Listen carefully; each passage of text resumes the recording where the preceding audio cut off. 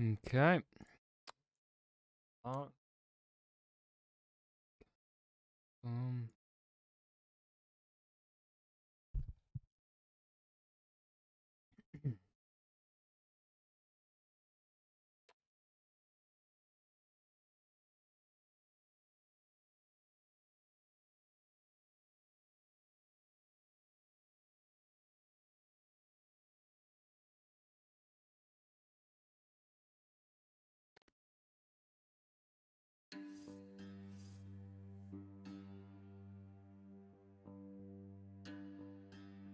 The life and suffering of Sir Brante in times of the fall of the blessed Archnean Empire.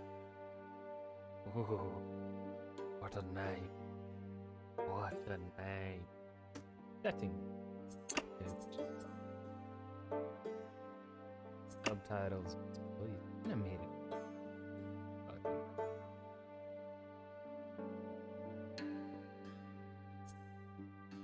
Uh, it says all the settings. Alright.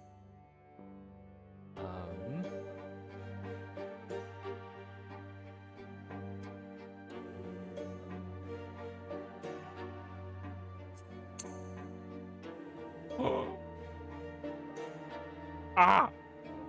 I can put my name! Ah! I didn't think I could. Consequences. You'll see the consequences of your possible choices in advance. As a recommended game is you'll be able to direct your character's fate in the way you want.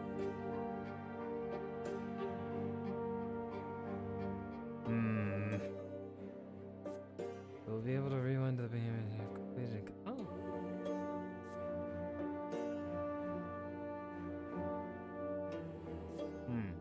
He wants to.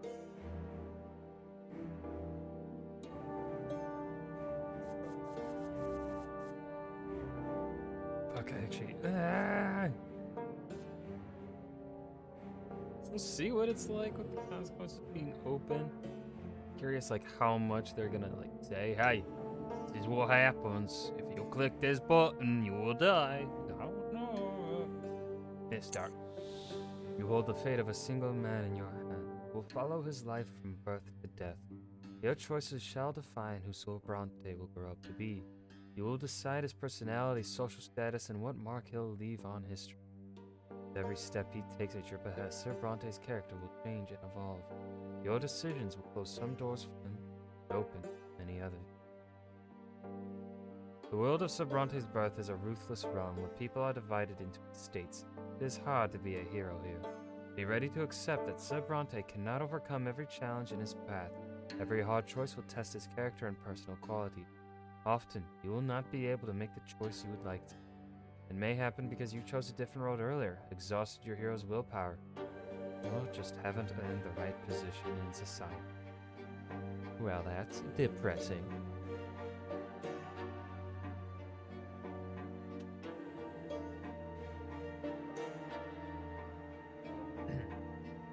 Every victory will be a struggle, a path paved with bitter losses and gut-wrenching failures. Accept the tragedy. This is how you will create a gripping and unique tale for your hero. What will become of your Sir Brante, his loved ones, and his world? It all depends on you.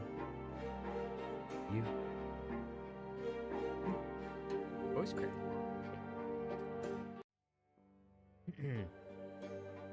The story of my life remains written on these pages. Oh, his voice is deep. But my fate has always been my own.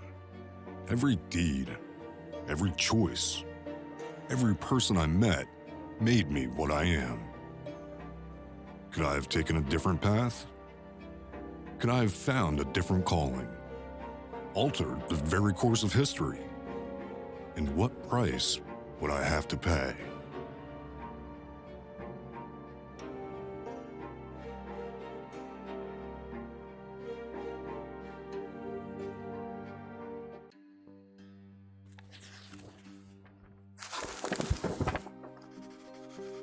At the end of time, your fingers are stained with ink, your breathing grows ragged, and your hands are shaking. Yet the world, what?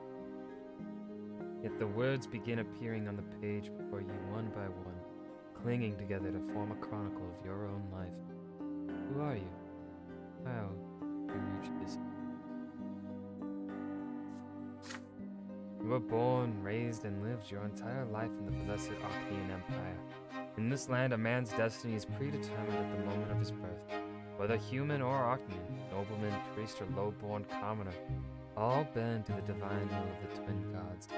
And each life is not but a single cog in the universe's immeasurable machine. Memories come flooding back. They engulf you as a merciless wave, binding together days that are thrice dead and gone. The dreams of your childhood, your adolescence, your youth spent in the capital, years of peace teeming with life in a war drenched in blood. High ranks and lowly deeds, opulent palaces, secretive city backstreets, fields of battle and faces. Oh, and the faces of the people you held dear, the people who walked this road by your side. Such was your life, now all exposed by ink erupting onto the page. With your every step, you sought to change the world as you saw fit. The choices of your upbringing, the path you carved in your youth, the fruits of your struggle, the consequences of your sacrifice, all of it led you here, to the end of your time. And every choice had a price.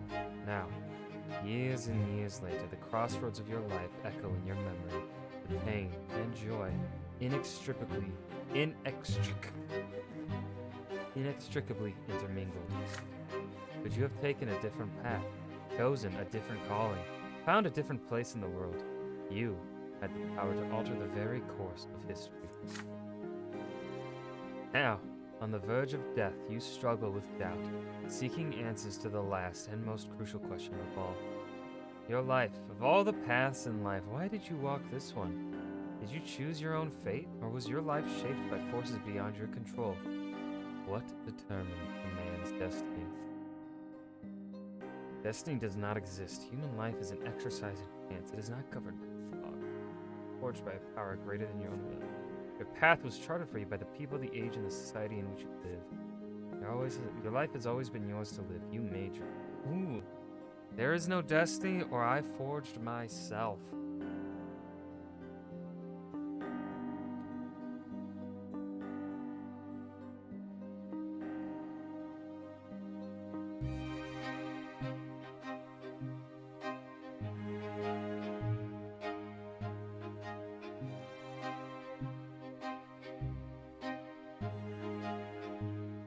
Hey, it's Harada.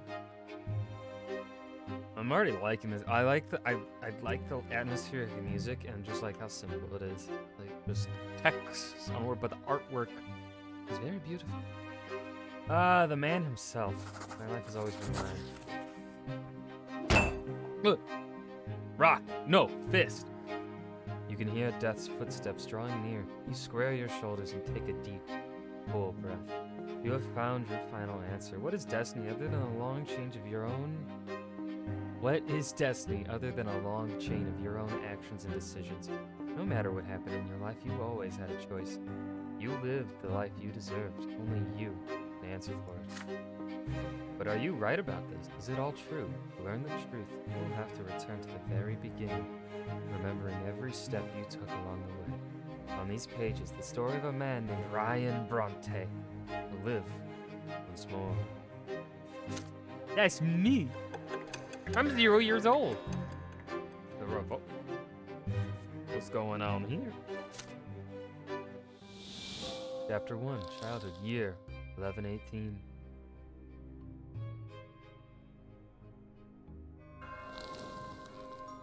Okay.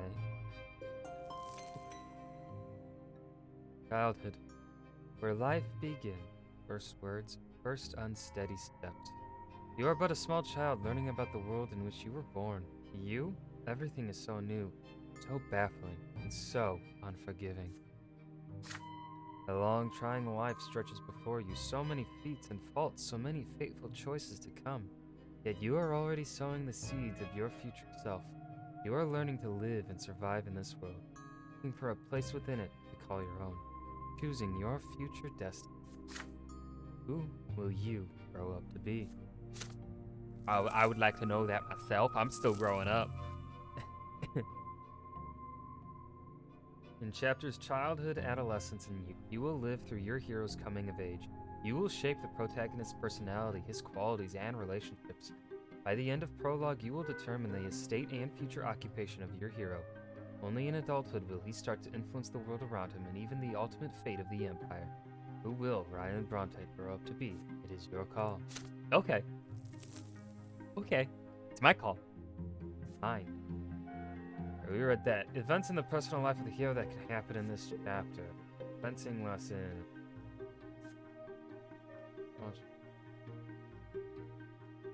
I can fucking die?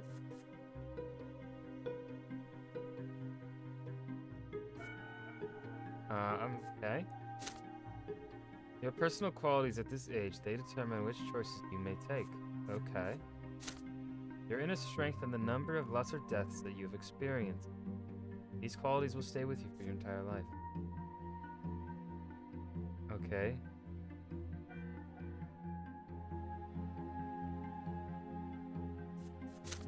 Like, mean like I'll get points put somewhere.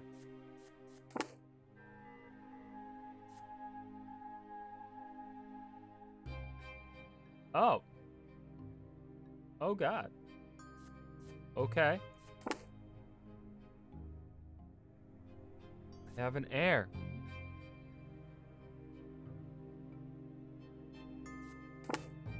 Oh! That's me! There's my brother. Brother! My sister. Sister! Father. Mother. Not my mother. Grandpa! Okay. How do I... back to scene. Okay. Sections that open in this chapter.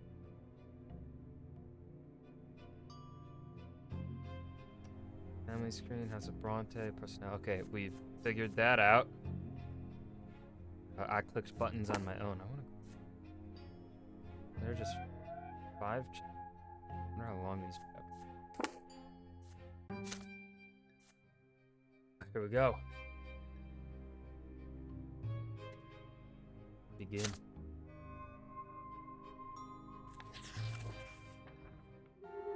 At first there was nothing, no time, no sensation, nothing but darkness and void. But then a will breathed life into nothingness. Matter and spirit were set in motion. History began its march.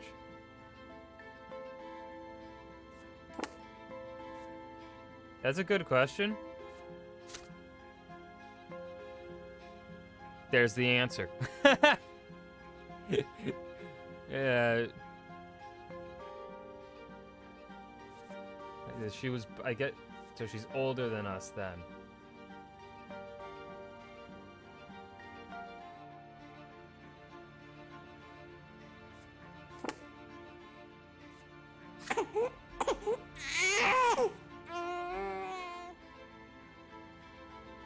It was your turn to enter this world.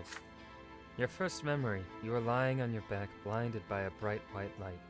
You are not alone. Above you tower the colossal figures of those who created you. You are a part of them, and they are a part of you. Between you and them is an inexplicable connection, a strong, unbreakable link. They will always watch over you, guard you, and protect you. It hurts to breathe. You let out the pain in the form of a desperate scream. Your creators extend their hands towards you. There are two of them. The ones who made your form from their own selves and brought you into this world. They are united, yet as they lean closer, you begin to see how different they are. You can already feel their differences within you, struggling against each other. The first figure is soft and emphatic, wise and merciful. The love that emanates from it wraps you head to toe like an invisible blanket. The warmth from it is never. The second figure is strong and powerful, commanding and noble. It is harsh but fair, a beacon of guidance, a force of protection and merciless punishment for every misdeed. Yet there is also a third figure. It is like a shadow barely seen behind them, yet already pulsing with an unbreakable will to live. It is the very will to live that is now growing ever stronger than within you. A soft open palm, a strong closed fist, a lingering distant shadow. You struggle to loosen the swaddling clothes wrapped around you and extend a tiny hand into the world. Okay. Okay, so this is the consequence. You smile at the figure standing. That's fucking creepy. I don't know if I'm a creepy baby. I don't want to be a creeping baby. Termination. Grasp the first of the figure.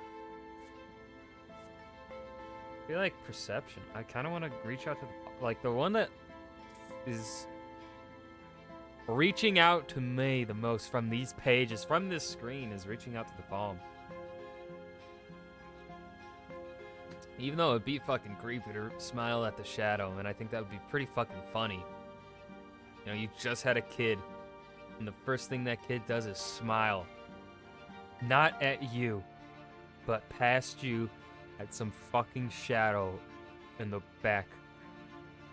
That's when you know the baby's just gotta die, because that's probably Satan itself. Okay? Reach out to the palm. Your little palm awkwardly clasps the soft finger. You explore your mother's hands by touch. She smiles gently as her arms wrap around you and lifts you up. She smells of home, that indescribable smell, that feeling of safety that is second to none. Da-da-da-da. Her embrace is the warmest place in the world, a place you want to stay for all eternity. Year 1118. Your life in this world begins. How will you live it?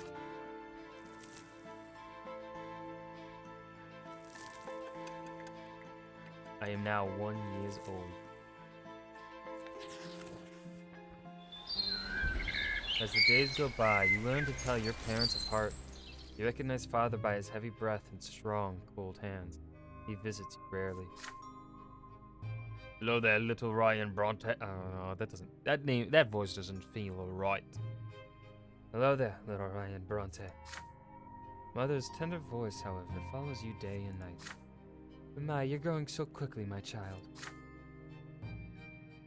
There are 2 more children in the family named Stefan and Gloria. Gloria sings songs to you. She often dresses you in tight clothing and gently holds your hands as you learn to take your first steps.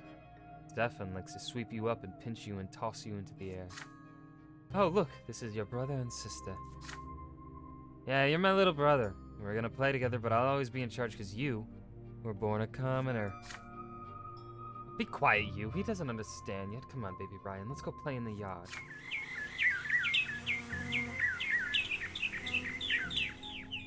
It is hot outside. You grip your brother's hand with one hand and your sister's with another as they help you walk down the giant stone stairs. Then, you sit on the ground and start exploring the sparse blades of grass with your fingers. It tickles. In the sky, far above and away from you is a gigantic pillar, a perfectly straight stick made of light. It is so bright it hurts to look at it. Why are you staring at the shining pillar? It's not going anywhere, you know. Hey, I want to play hide and seek. He's just a little baby. How's he gonna play? Then you hide him and I'll try to find both of you. You have no idea what they are talking about, but you support them with happy cooing. This is strange but so exciting. Stefan and Gloria glance at each other. Then your brother walks to a big tree, closes his eyes, and starts shouting something. Gloria takes your hand and walks you through the yard. Your sister takes you behind some thick bushes by a tall wall. The light from that light stick on the horizon barely reaches here. You can't see home from this place. The ground is crawling with tiny black bugs. Gloria sits you down on the ground and puts a finger to her mouth for some reason. And then, gone. You can no longer hear Stefan's voice. Gloria is nowhere to be seen. You feel colder. The bugs are no fun to play with. You've been sitting here for You have been sitting here for a long time, completely alone. Nobody checks on you. They forget about you. Did they abandon you? I don't want to sit there and wait. Yeah. Start playing with leaves and twigs and little bugs.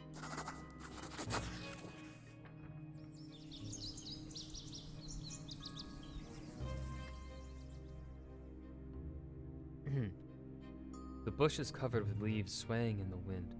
You brush through them with your fingers. The twigs and branches are stiff and will not bend. They are different from the blades of grass. Down on the ground, you see a group of bugs carrying a little twig. Grab it from them. They're so funny. One of the bugs craws on your finger and bites it, just enough to sting a little. You hear brisk steps, then the leaves and twigs rustling and parting. Your mother leans over you. You greet her with a happy face and show her the finger with the bug on it. So that's where they took you. Mother picks you up, puts you to her chest, and pats you on the head. Your brother and sister stand behind her, clearly feeling guilty. Gloria is in tears. Stefan staring at his feet. You hug Mother tightly. She is here now. Oh, so my siblings are fucking assholes. That's how it is, huh?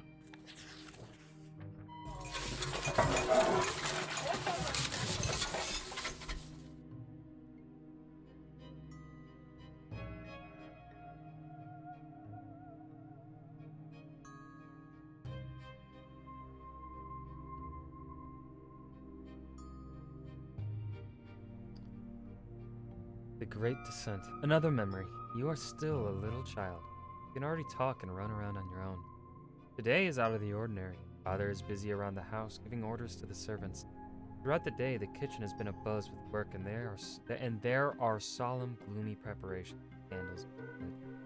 Even your older brother Stefan is quiet today. Mother takes your hand and brings you to your sister Gloria. My son, today is the Great Descent. We honor the day when the twin gods descended to us.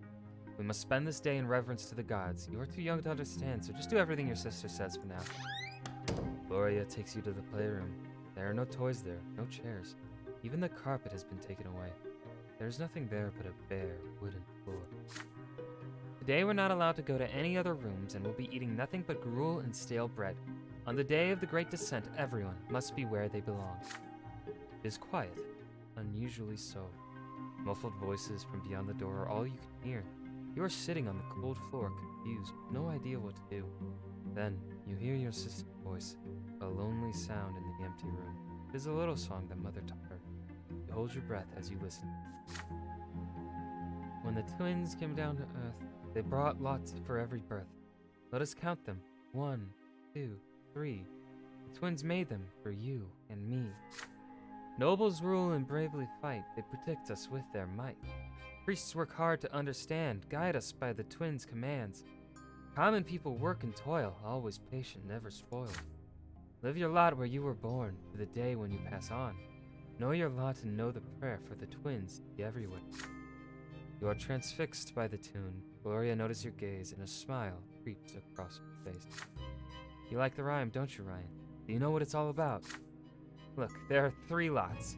They were brought to us by the twins when they descended to us from the shining pillar. Remember that pillar of light on the horizon? That's it. You can see the shining pillar anytime, from anywhere in the world. If you follow your lot as you live, you'll reach the peak of the pillar, and if you don't, you'll get eternal torment at the foot. You and I are lowborn. Mom is a commoner too, so the lot for you and me is to suffer and be patient and work hard. Understand? The priests and the nobles have other lots. The nobles fight and rule over everybody. The priests, well, I'm not really sure what they do, but I guess they talk to the twins and then teach everybody. Gloria stares at you intently. You get it, silly? Then she shakes her head and keeps singing the song over and over again. Her voice transfixes you, drawing you in. The room starts to glow like the sky. From this light emerge 2 figures you have known ever since the moment of your birth. One of them embraces your sister's shoulder, the other stands guard behind her back. You watch this happening before your very eyes, unable to turn away. Gloria is swaying to the song, unaware of what is happening. She sings the final verses once more. Know your lot and know the prayer. You feel compelled by this divine sight to express yourself somehow. You feel words condensing within you from the light. But what will these words be? Ooh. Yeah. I feel like so far, I feel like we'd finished the song properly.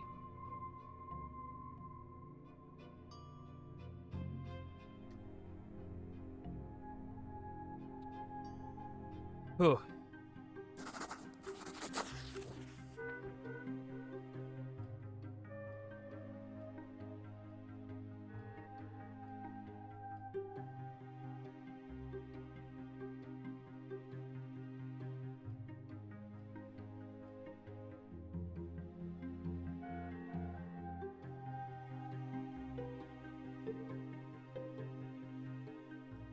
Know your lot and know the prayer.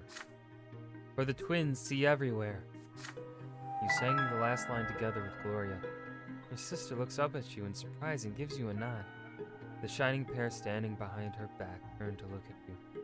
You can feel their gaze piercing you from top to bottom. When the moment passes, they melt into the dim light coming from the window. Gloria turns her head to look at where you were staring. Do you see something, Ryan? You shake your head. Not anymore. Ooh. We are now 3 years old.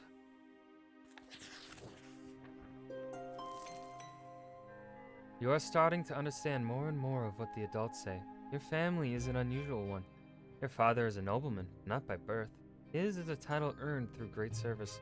But your mother is a low-born woman, commoner. Because of this, you were born a commoner. Father says you may yet come to nobility. You learn to read at an early age. Together with Mother, you read and learn by heart many poems by the divine twin, the twin gods who reside upon the shining pillar. Mother calls these poems prayers. Again and again, you try to discern the shapes of the gods in the strip of holy light that shines in the sky all day and night. But the light is too blinding to gaze upon. The greatest joy of all is when the stairs are no longer an insurmountable obstacle. Now, you can climb and even jump from step to step. Father urges you to be more careful and avoid climbing too high. But even though you keep falling, you never stop being curious about the world around you. Your older brother Stefan now spends less and less time playing with Gloria and you. Playing with commoners is beneath a noble man to be, he says. Gloria calls him names and Stefan pulls her pigtails. One fine evening, Father gathers you all in the sitting room with an announcement. You will have another little brother or sister soon. Gloria asks him to bring home a little sister. Another brother would be too much. Stefan gets frustrated. There are too many little siblings getting in his way as it is. Soon, you will be an older brother too, and it doesn't really matter who the youngest will be. A boy or a girl, you will love them the most. When Father comes back from his trips, he reads his adult books aloud for you. You find those stories of wars, generals, and rebellions quite enchanting, and Father approves of your fascination. Study hard, and maybe one day you'll become a noble of the mantle and earn your sword. First, you need to grow up. Growing up. The concept is as terrifying as it is a little. Yeah, it fucking is.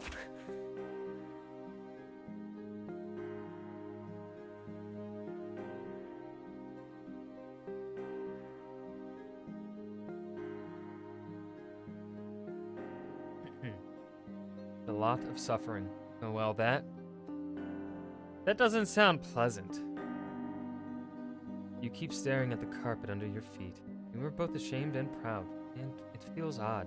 A scratch on your hand stings a little. Stefan is standing next to you, sniffling from pain. Your brother was training in the yard with a wooden sword. You wanted to play with him, but he ended up getting angry and throwing the sword at you. The stick hit you in the shoulder. You picked it up and hit him with it. You see Mother's shoes walking to and fro on the carpet. You do not want to look up. You would rather not see her angry. She's not as gentle as you these days. Why did you hurt Stefan, Ryan? You stammered out an explanation. He hit you first. You just hit him back. How dare he pester me like that? When I grow up, I'm gonna hit you with a real sword. Mother shushes you both and speaks to you again. Her voice is stirred, and yet you can still feel her concern for you. Even if Stefan hits you, you cannot hit him back. You are my son, and I was born a commoner. Our lot is to suffer. But your brother was born from a noble father and a noble mother. His sacrament is coming soon, and then he'll rule over the likes of us. If you hurt a noble, you must be punished. That is your lot. And the sooner you learn it, the better off our entire family will be. Now Stefan looks at you in triumph.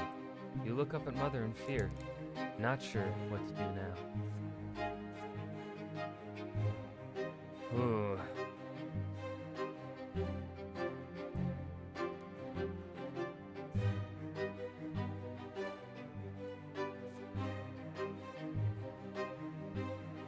You know what? I'm a smart-ass 3-year-old. I demand an explanation. Why? I mean, kids ask that all the fucking time, too. Why? Why? How? Why? Why? Why? Yeah. this mean? Tell me. Oh, that means, yes, conditions met. Okay. Now I'm gonna demand an explanation.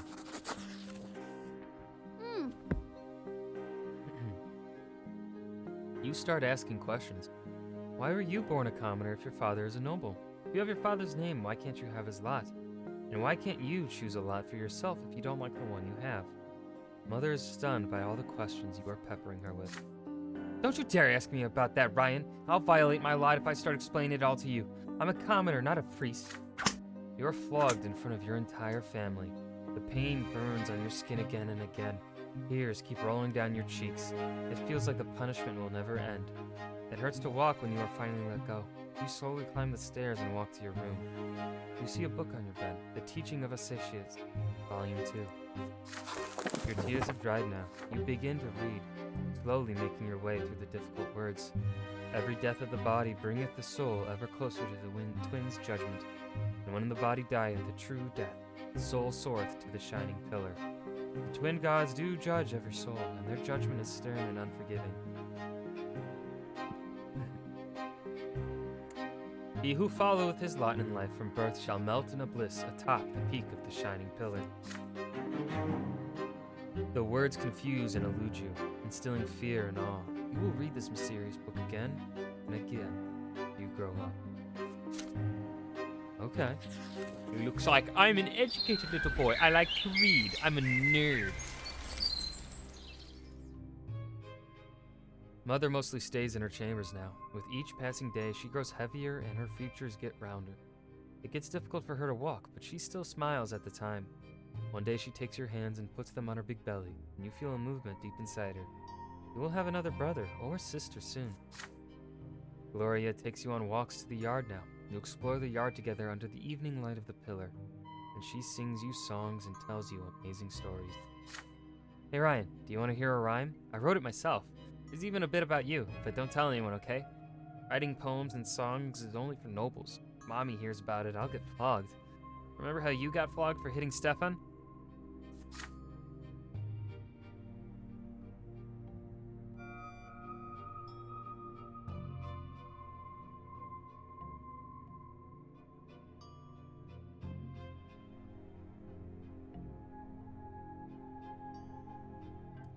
Our judge is my second father. In the past I had another. Mother says the twins are great, says we should not fight or our fate. Brother loves to jump around, please don't fall down on the ground. See, I wrote a little rhyme, please don't tell them it is mine. But today your sister is nowhere to be seen. She promised to take you to the old pond and show you the red frogs that live there. But then she vanished. The servants join you in your search. Even Mother leaves her chambers when she hears the commotion. Finally, you find Gloria in the far corner of the garden. She's holding a quill and sheets of paper covered in poetry. Mother becomes angry the moment she sees it. She looks through the poetry and her face grows dark with rage. Gloria is standing before her, wringing her hands and looking for an opportunity to run. But there seems to be no escape. What is this nonsense, Gloria? We talked about this. You were told to take care of your little brother. You are absolutely not allowed to entertain yourself with this writing. I can decide that for myself, Mom. No, you cannot. It has already been decided by the gods. And he's not a little brother anymore. He doesn't need a nanny, and I need some time alone to think for myself. I'm not hurting anyone. You are a commoner and a future wife. It is time you learned how to properly care for children. Had your disgraceful former father kept me in his house, you could have been born a noble, but that is not our fate. And you are absolutely forbidden from ever spoiling paper and wasting ink again. Mother grabs Gloria firmly by the hand and takes you both into the house. The scribbled sheets fly into the fireplace. Gloria sobs violently. You are a bystander to the scene, unsure of how to act.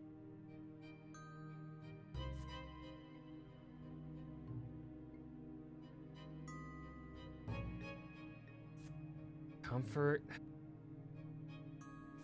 I say we write rhymes with her. That's better than comforting.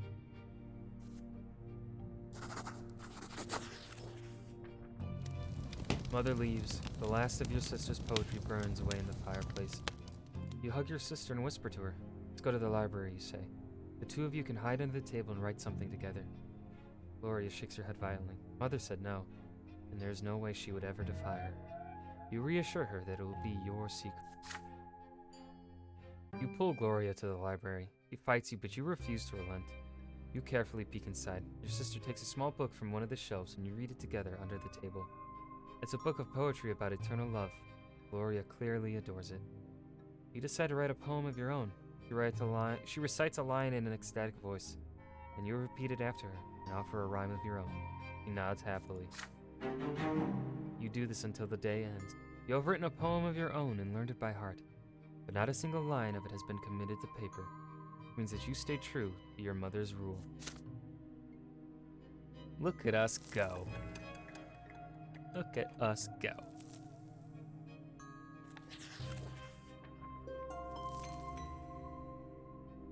Ooh. Winter is coming.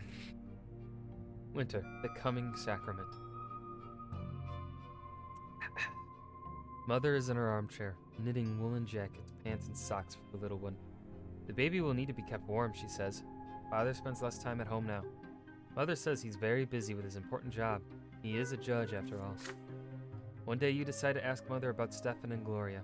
How come they're brother and sister to you, but not siblings to each other?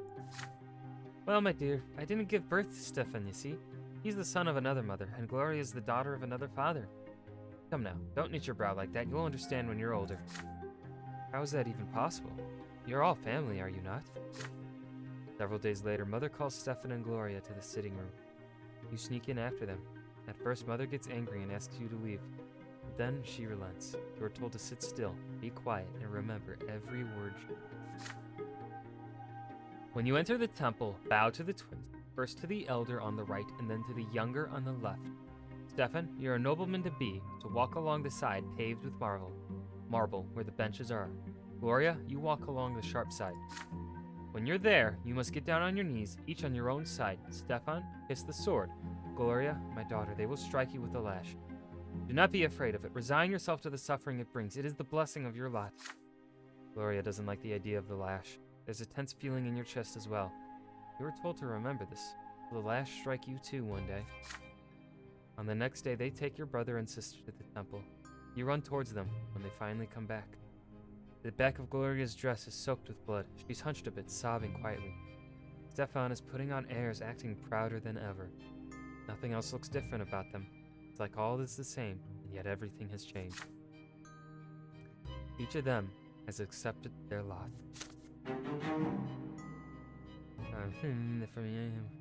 Yeah, fuck my brother. He's a bitch. Unity. Wasn't trusting your family is. Oh.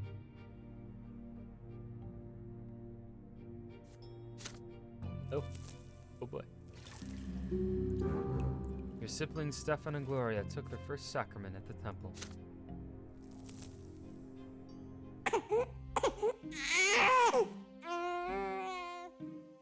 Wah! You eye the little bundle in your father's arms with curiosity. Behind the many layers of swaddling clothes is your newborn baby brother. Mother is glowing and smiling with joy. Stefan and Gloria are also here, all excited. You promise yourself you're going to be the best big brother in the world. You'll never hit him, oh no. The two of you will play together and tease Stefan together, and help Mother together and go on so many adventures together. It feels so strange to be an older brother. Just the other day you were the youngest in the family, but everything is different now. Your parents name your little brother Nathan, and Mother spends day and night by his side. And Nathan cries all the time, day and night. Mother barely gets any sleep. She is so worn out, she starts forgetting things. Like today, for instance, she forgot her knitting in the armchair in the sitting room. You'd better bring it back to her as soon as possible. You run to Mother's bedroom. You miss her smile so much. You walk in without saying hello and give her the knitting, but instead of gratitude, you get an ice-cold, exhausted stare. Nathan is also there, screaming all the time. Go away, Ryan, you're bothering me. She spits these words out through her teeth. You look at the bawling newborn. She can't even get a minute of respite. Enough already, when are you gonna stop? I just want some peace and quiet. Mother leaps across the room and starts shaking Nathan with malice in her eyes. His cries get even louder. She looks so tired from his never-ending scream, she seems to be within an inch of smashing him against the wall. Somebody has to do something. You are scared of your mother right now, but you fear for Nathan's life much more. Let's see.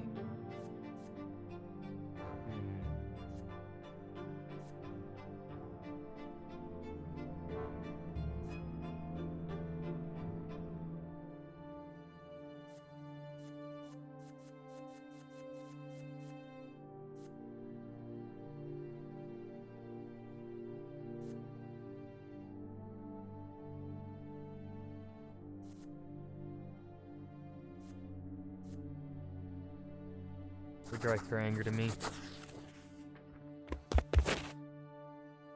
Mother keeps shaking Nathan violently, and you cannot stay away any longer. He is no longer bawling, he is shrieking. Just leave me alone!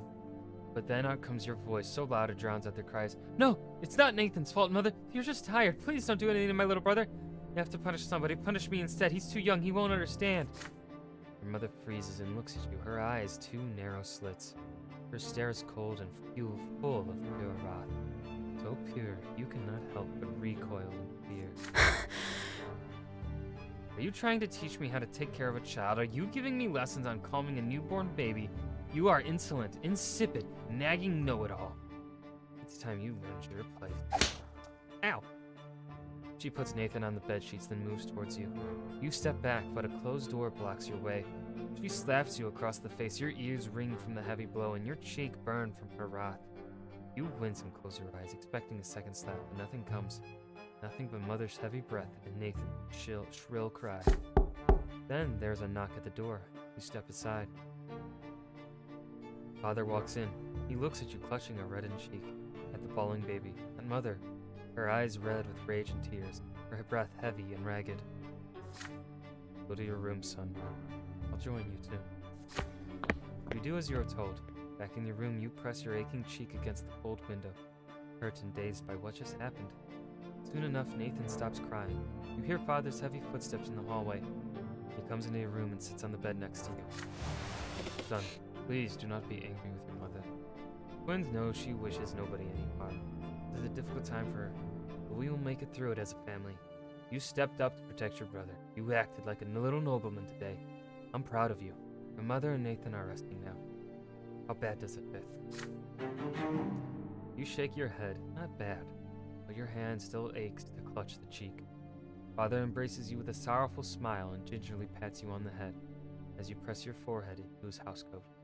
Things grow calm now. The trouble has passed and you are quietly happy. Man, my mother is a bitch! She's a bitch, man! Why would she hit me like that? It was rude.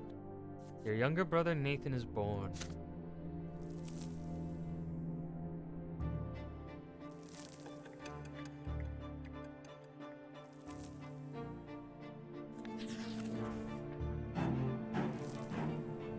This event, the ant farm. This event is a consequence of your previous action. You okay?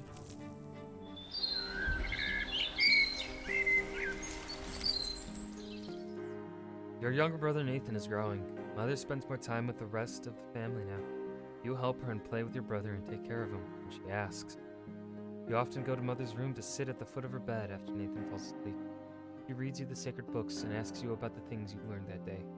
During these moments, you see the world through her eyes as well. One day, the door of your room opens and she brings in a large box covered with pieces of cloth. It is rare for you to see her so overjoyed. She gets the box on the floor and removes the cloth. The box under the cloth is made of glass and has a wooden base. Inside, you see a layer of earth shaped into carefully crafted passages, and these passages are full of hard-working ants. Ryan, this is my gift to you, an ant farm. It's a little world in a small box. We can watch them through the glass. Look, this is the ant queen, Queen Ant. She's the reason all these little ants were born. You sit by the box together. You hold your breath as you watch the ant colony at work. There turns out to be a method to the ants' chaotic movements. Every single one of them has a task to perform. Some of them have larger mandibles. They are the protectors of the colony. They can draw blood from your finger. Others work all around the colony, repairing the walls and clearing any debris from the passages. There are also workers who collect food you put in a special tray. Leaves, bits of meat, maggots, bring it to the rest of the colony. You take a worker in and put it right next to the food. However, the insect has no interest in it. It starts circling around the tray aimlessly. Mother takes the stray in and puts it back where it belongs. Why did you do that, my son? The ants cannot do what they weren't born to do. Each of them was born for their own job. You shake your head slowly. If only the ants could do whatever you wanted them to. This is your gift now, so they belong to you. Or maybe Mother's presence is the reason they won't obey you. Ooh.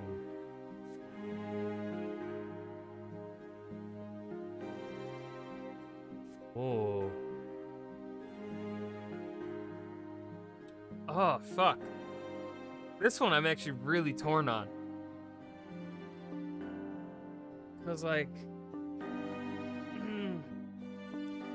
he did hit me. So I'm kind of like, fuck you for hitting me. These are my ants. You said this was my gift.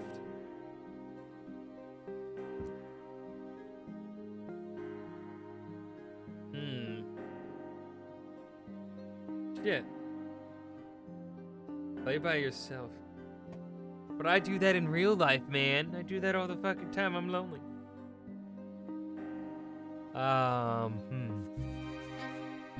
Yeah, I think... Yeah, play by yourself. You move away from Mother and pull the glass box toward yourself. She looks at you in surprise. But she gave it to you. It'll be easier to learn about the ants on your own. Mother sighs and stands back up. Very well, I understand. You want to find your own answers. You've grown up so quickly, my son. The door creaks quietly as it closes, and you are left to your own devices. You spend a long time watching the ants at work, and then you decide to go outside and find them some bugs to feed on. Once your haul is in the tray, you note which bugs they drag away and which they leave untouched.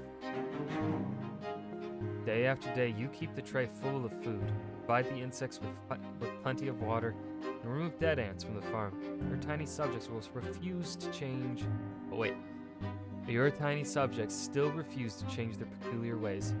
It is just as Mother said, the ant farm is exactly like the world we live in. The ants will never know that you are there.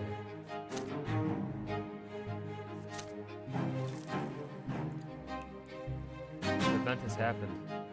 You experience an insight when your mother tells you about the ways of the world and the lots of its inhabitants.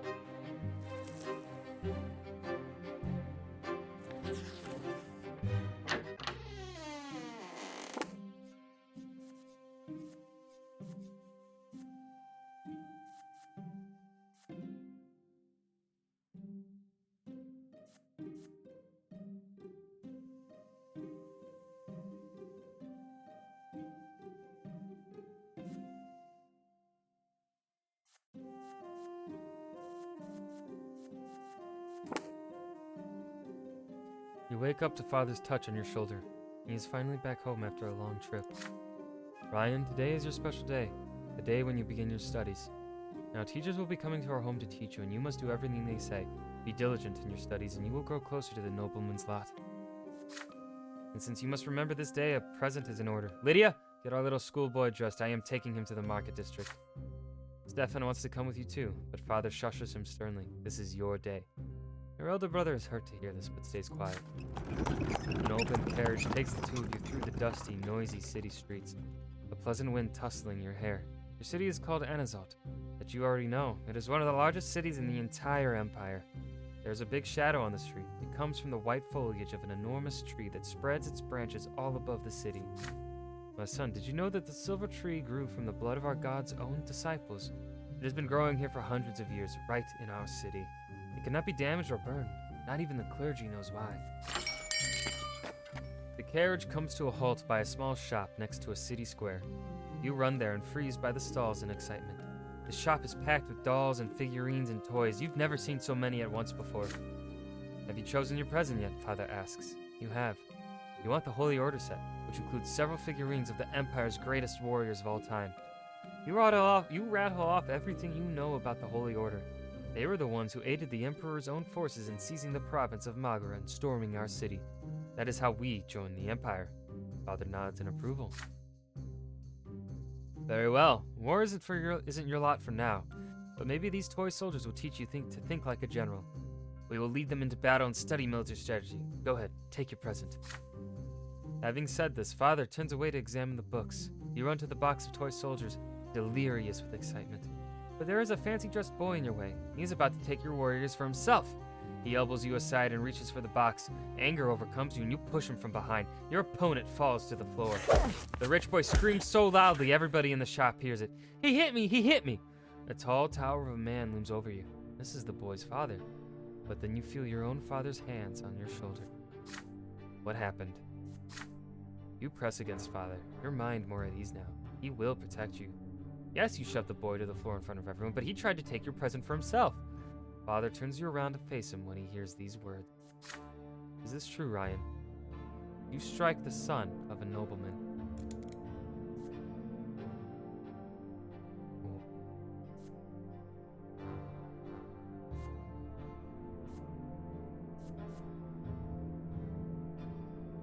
Ooh. Ooh,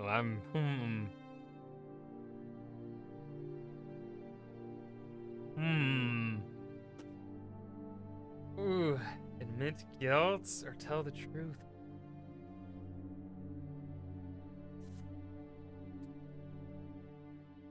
Ooh, but part of me also kind of wants to just deny it. Although nobleman a filthy liar.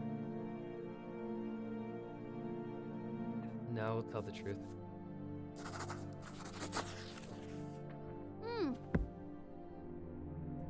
It isn't fair to blame you without letting you speak too. You didn't want to shove that stupid boy. He was the one who shoved you first.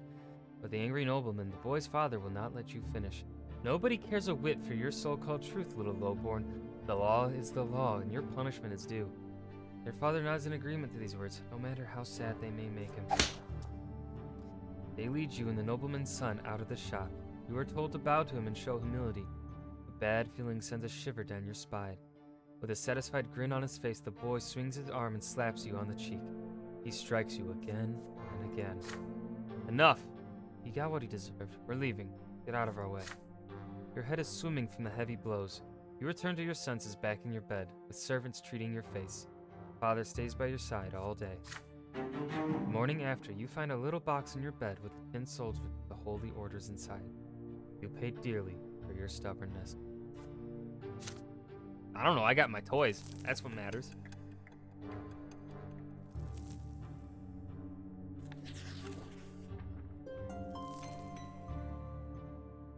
Today, Father ordered the dinner table to be brought out into the yard.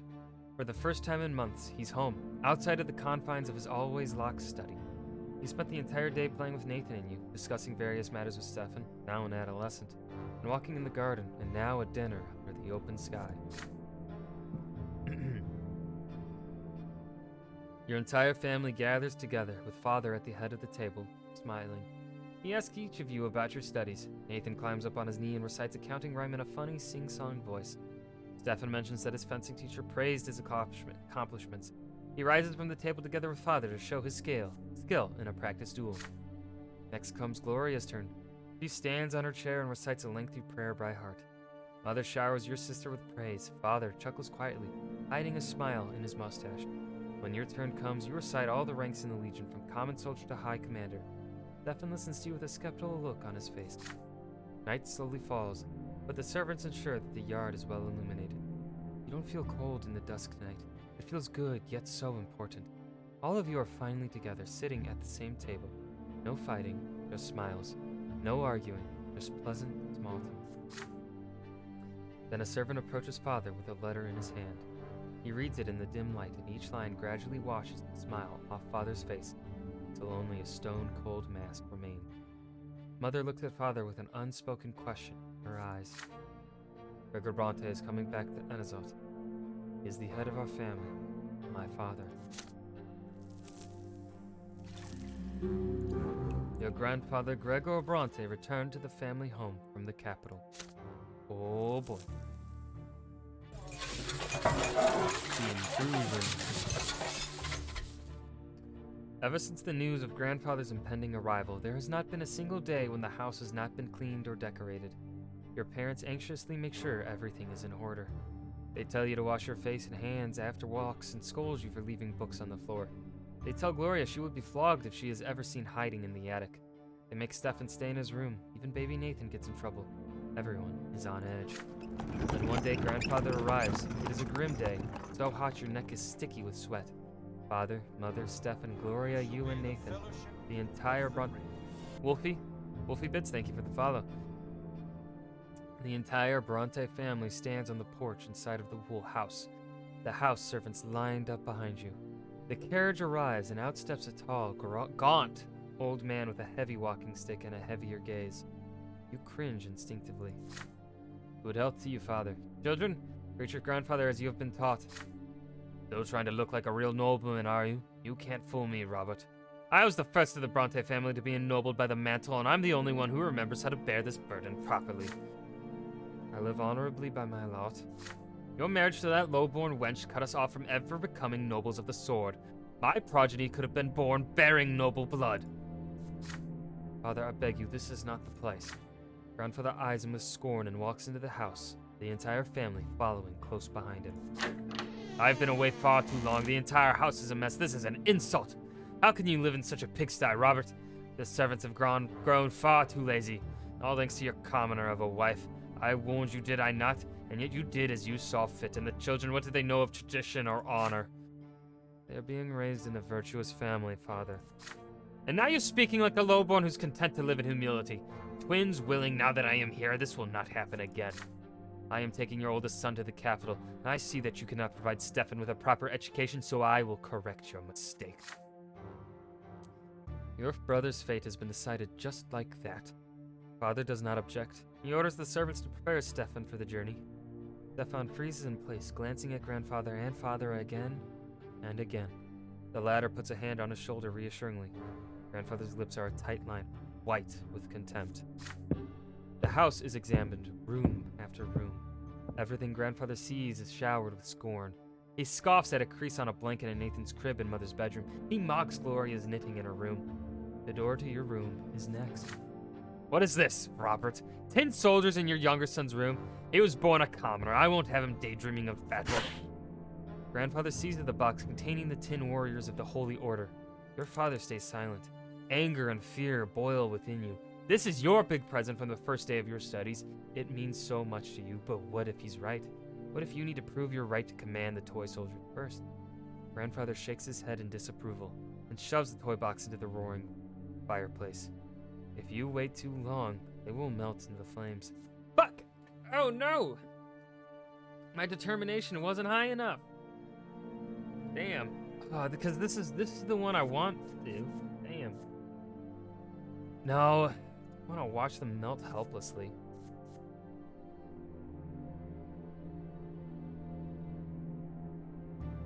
Oh no, we fucking die. This tells us we die. I'm kicking Grandpa. Overwhelmed by helpless rage, you run to Grandfather and kick him in the leg with all the strength you can muster. Yet he is immovable. The next thing you see is him leaning, towering over you menacingly, his heavy walking stick in hand. Lowborn scum, how dare you raise a hand to me? The blow hits home. Ooh, that. Ooh. Ooh, I thought that one. Ooh. The handle of the walking stick is as heavy as a rock. You are dazed, robbed of both hearing and sight. Down comes another blow. A sharp pain splits your head. Then, darkness. Your hand twitches against your will, then again and again, like it is trying to catch a flying butterfly. And then you fall into the primordial void. The void takes away a part of you, one of the lives you were given to live. It will never return. There's pain and desperation, and a sense of loss. Nothing can be done now. You fall into a pain that embraces you like a soft feather bed. You feel light, free. There are no restraints, just a warm glow that envelops you in its secure embrace. The waves carry over you. Their touch is soft. They delicately enshroud what was once your body. It is a feeling unlike anything you have ever experienced before. Something absolute and complete. You touch something greater, the reason behind everything. The reason for your very existence. You were sculpted from this light. It was the first thing you ever felt, a boundless and sincere unity of the diverse. Your beginning was a spark that cast this light in all directions, and now you are here again, one with the beginning of everything. The light gleaming from you resembles the light of the shining pillar. You still see it in the north, as always. The waves of light carry you to two figures. The elder is nearest. He is ready to accept you. He is quiet, wise, kind, and pure. The younger waits further back. You do not know what he is yet. The waves pause at the elder's feet. He leans over you and plants a feather-like kiss on your forehead. The kiss spreads all over you. You are filled with unparalleled delight and bliss. You exist. You are unique. There is no one else like you. They know this and they love you. You will never be alone. You are a part of them, a part of your family, a part of this universe. The twin gods will never leave you. They watch over you constantly. The elder softly touches you as you lie spread out amongst the waves, sending you further down the torrent of light. You float on, the top of the silver tree's spreading crown. The closer you get to the silver tree, the heavier you become. The waves draw you down along its trunk, but you do not wish to part with the warmth and the softness, the love. You turn around. The elder is still watching you. Nods. All is as it should be. Go. Your time has not yet come. You must return to the world now. As you tumble down towards your body, you comprehend the true meaning of your lesser death and divine love that has been revealed to you. Love exists not only in the hereafter, it is present in the entire design of the twins that is the origin of all life in this world. What is the manifestation of this love in your mortal life? Oh, shit, now we're asking some serious questions.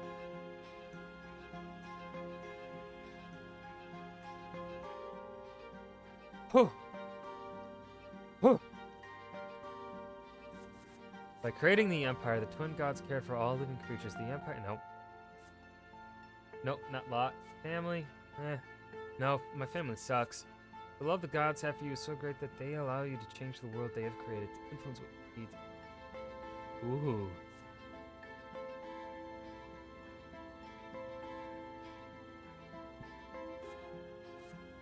I'm gonna go with cause.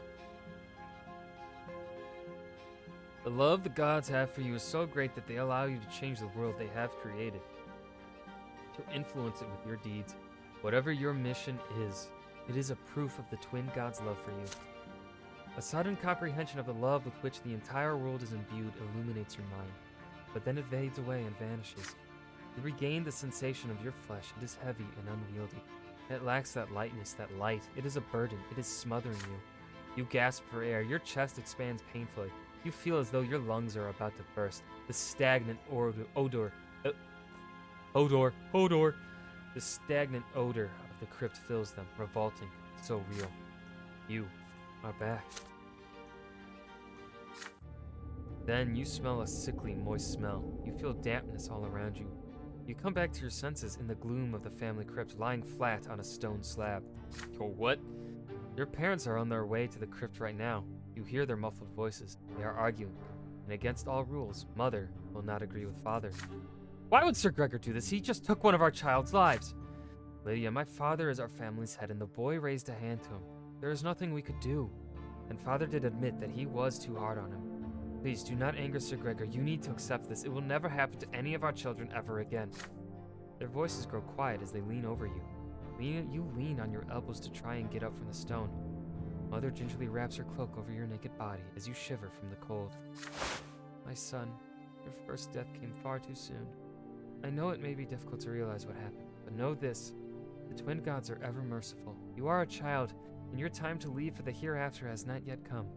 You will be returned here by the gods twice more, but do not tempt fate again, and never ever defy those who can easily take your life. Ryan, you have angered your grandfather greatly. Do not stand in Sir Gregor's way ever again, and he will never hurt you again. For now, just stay away from him. Father stays a step away from you, not saying a word. When Mother finishes talking, he picks you up and carries you outside. Together, your parents take you from the family crypt. On your way out of the crypt, you take a moment to touch your head. It is perfectly fine. There is no sign of the blow.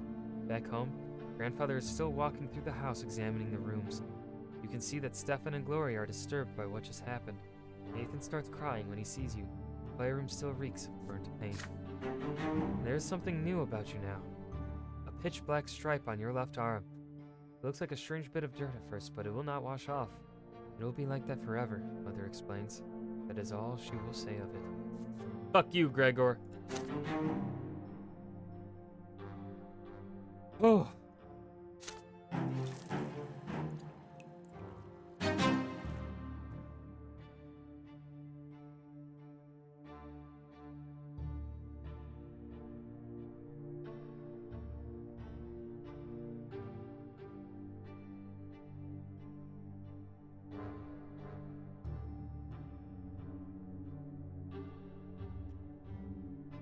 God, maybe I made a mistake by picking another text-based game.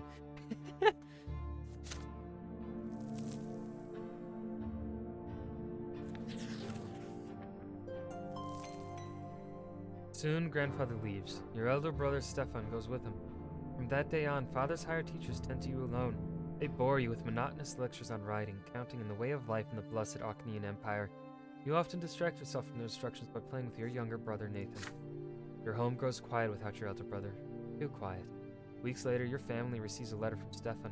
Grandfather has sent him to a boarding school for nobles, and he is now studying hard in preparation for his service as a nobleman.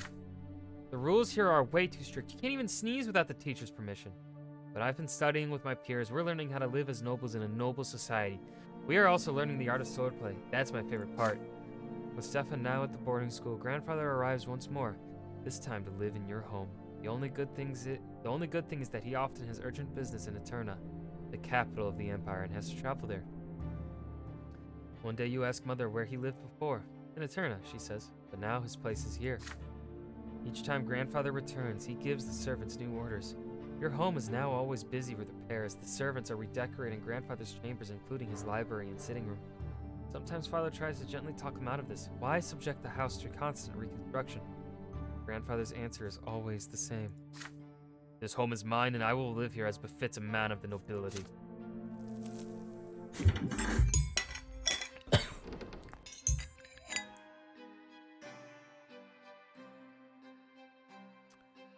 Ha!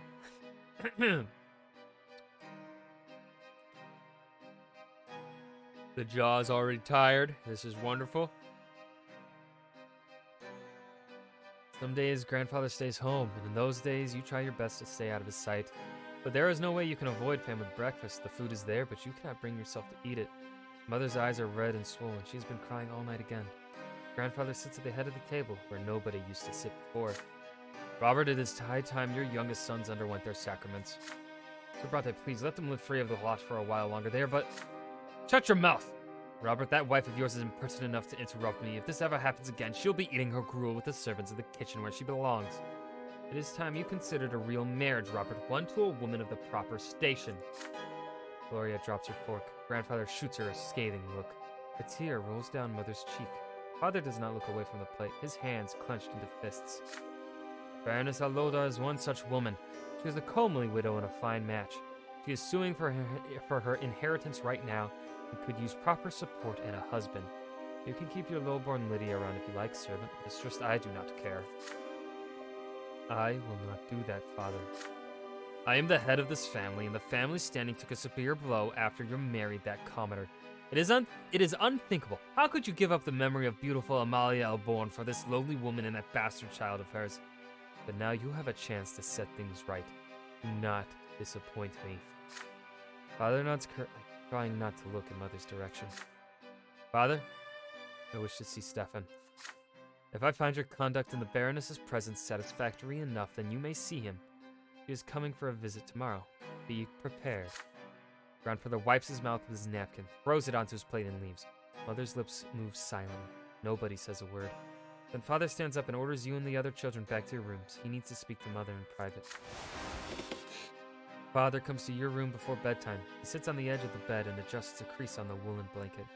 He distanced himself from you after Stefan's departure, so you are not used to such attention from him. In the candlelight, you can see his face in the dark. There is a sour expression on it. My son, Baroness Emma Lodar, will be visiting us tomorrow. Please, be polite and treat her with respect. Nathan will do as you do. I want this dinner to be as immaculate as possible. Do not let me down. On the next day, Mother starts dressing you and Nathan for the coming dinner. You see red all around her eyes. She has been crying, and for a long time, it hurts just to look at her. Nathan starts whining quietly. You and Nathan are dressed in new doublets, your tousled hair brushed into shape. Gloria is told to stay in her room. Father appears wearing his best suit. Mother is in a humble brown dress, looking pale. Grandfather has an uncharacteristically contented look about him.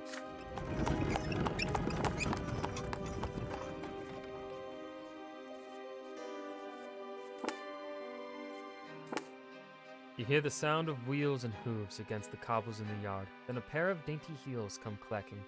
The antechamber is completely quiet and still. Hearing Grandfather's observant eye, the door opens.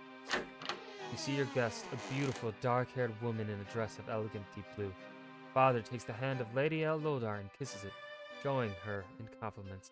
Showering her in compliments. Grandfather's face is beaming in her presence. No one even bothers to introduce Mother. Baroness, allow me to introduce you Robert's sons, Ryan and Nathan Brante. Frankly, it's his eldest, Stefan, who deserves the most attention, but currently he is studying in Eterna with the other young noblemen like himself. It is my hope that his younger sons will also make me proud one day. Grandfather eyes you with a probing look. How will you act in front of the Baroness? Will you accept her here next to your mother, your father's rightful wife? Ooh.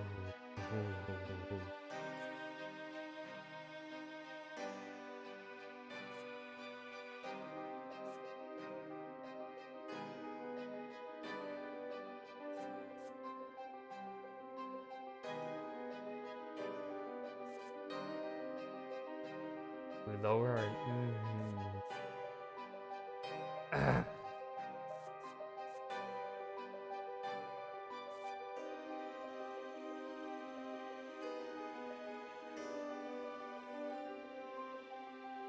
I mean, my mother did hit me, so, like, she is kind of a piece of shit. Father never hit me, so, like, I'm gonna do what Father wanted from me.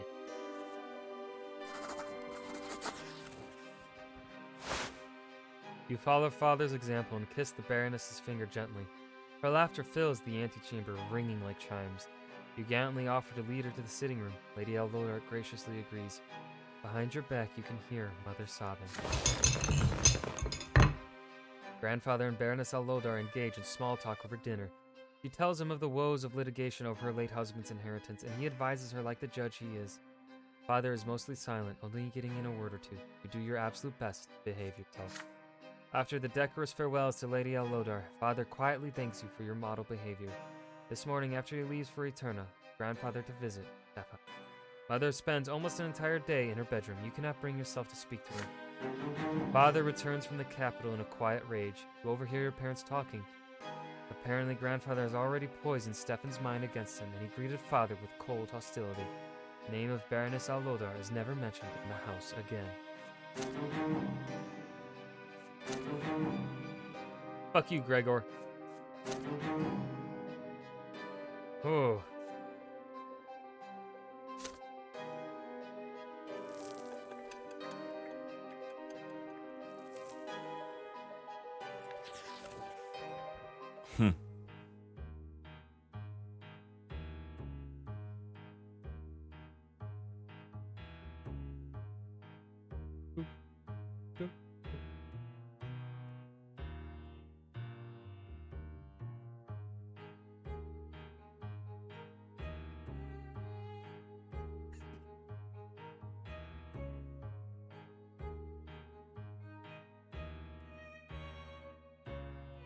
Dude, the music in this game is perfect.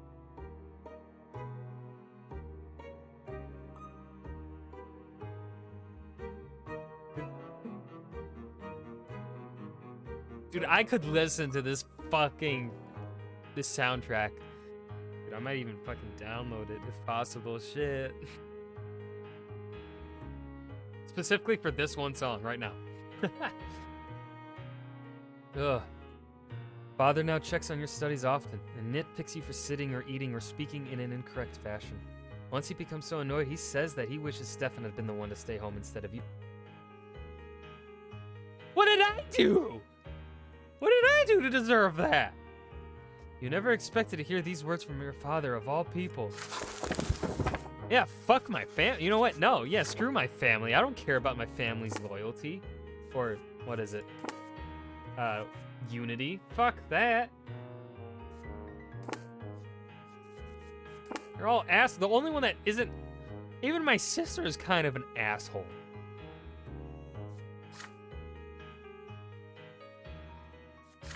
Grandfather's trip to the capital took longer than expected. It feels lighter around the house without his presence. You allow yourself a little change of scenery. Instead of your room, you now busy yourself with reading and calculations in the sitting room across from the open door to the yard. Gloria has joined you today. She has already helped you progress through several complex passages in the book. Right now she seems preoccupied with a strange tube. Aren't you hurt by the way Grandfather treats you? You ask. Gloria just shrugs. Grandfather always says they should get rid of me. I'm used to it now. He hurts you a lot worse because you're closer to him. You have to stay out of his way, that's it. She shows you the strange tube she has been holding all day. Look, it's a kaleidoscope. I got it as a gift. Want to see inside? Excited by the idea, you close the book and peer into the tiny hole on one head of the tube. Your eye sees a multitude of intricate patterns. Each turn of the tube reveals a new web of interwoven colors. They mesmerize you. The kaleidoscope turns the fire burning in the fireplace into a cavalry made of flames. You are riding at the front of the fiery horseman, ready to face the enemy. Grandfather's face emerges from the intersecting lines, and you swing the kaleidoscope like a sword, cutting it in half. Now you look at the blue sky through the window. The patterns are unending, secretive and calm and peaceful, just like Father's smile before Grandfather's invasion. The deep blue gives way to a scattering of gold radiating gentle warmth. Like Mother's arms, this fleeting beauty too soon gives way to a hypnotic new pattern. Again and again, you see your family in these interconnecting figures as they come together and break apart. And in the middle of this golden glow, you see Gloria's green eyes gazing at you observantly. Your sister left you long ago. Books are abandoned and time slips away unchecked. You are still busy peering into the kaleidoscope. Order emerges from the chaos before your eyes again and again, but you cannot preserve it no matter how hard you try. You are caught in an inner conflict. There is so much that can be done with this kaleidoscope. Should you take it apart or ask Gloria how it works, or keep enjoying the patterns it shows you? But you still have lessons to do today.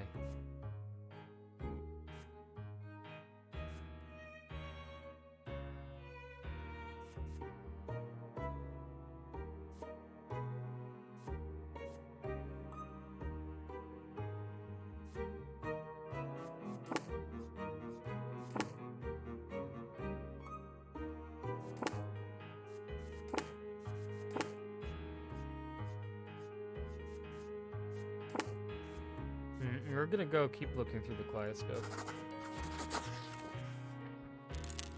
You continue peering into the ever-changing patterns the kaleidoscope offers you. They become truly interesting when you point it at the shining pillar gleaming in the sky. In your mind's eye, one battle follows another, filling your ears with clanging steel and the neighing of horses. You are leading the Imperial Army now. Everybody is so proud of you. Grandfather says you are better than Stefan, and your father's stern voice cuts your daydream short. You lost all track of time. It is evening now. How did you get hands on this toy? Ryan, why aren't you studying? Give it to me. You will have double the lessons tomorrow.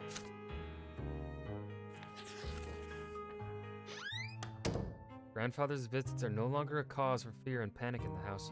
It is becoming something you are used to, something nagging yet not unordinary, like a splinter or a stain on your trouser. The tension still remains, however. Sir Gregor's disdain for everyone in the house is so palpable it almost stings for real. Your lessons with the tutor are done for today. You are walking down the stairs when you spot Gloria peeping into the sitting room through a slightly open door. You sneak up on your sister and tap her lightly on the shoulder. She is startled.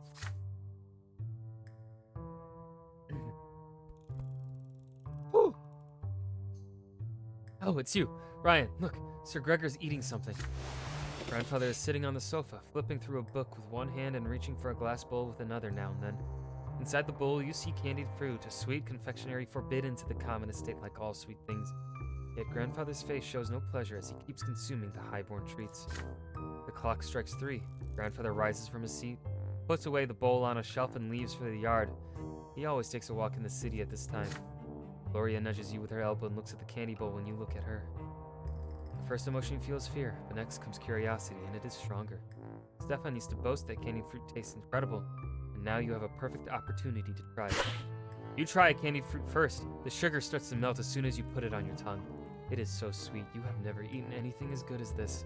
You take the whole bowl off the shelf and give it to your sister. She takes a fruit and brings it to her mouth carefully, like a rare treasure. There's a thumping on the stairs, footsteps, accompanied by the knocking of a walking stick. You have no idea why, but Grandfather is back. You quickly hide behind the sofa and pull Gloria after you, but she is frozen in place with the bowl in her hands. The door opens. Grandfather's menacing figure advances on Gloria. His hand seizes her arm. You squalid, ungrateful, low-born child. How dare you bite the hand that feeds you? You and your trollop of a mother would be sleeping in a ditch if it weren't for my spineless son.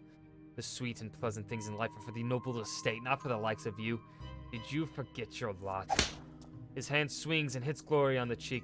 She falls to the floor right next to where you are hidden. Her fingers glisten with the warm, melted sugar that brought you here. Grandfather advances again, his walking stick ready, but then he sees you huddling behind the armchair. Please don't hurt him, Mr. Brante. This is all my fault. He tried to stop me. You can already see a bruise on Gloria's cheek.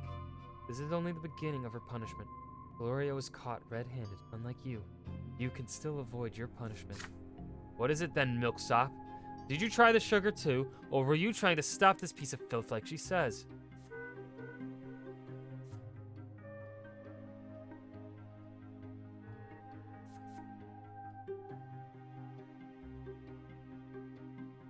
Oh my god. I wish I had this one! Oh, but our relations with Gloria aren't high enough for it. Fuck! Oh, that would be so funny! That would probably get me killed again.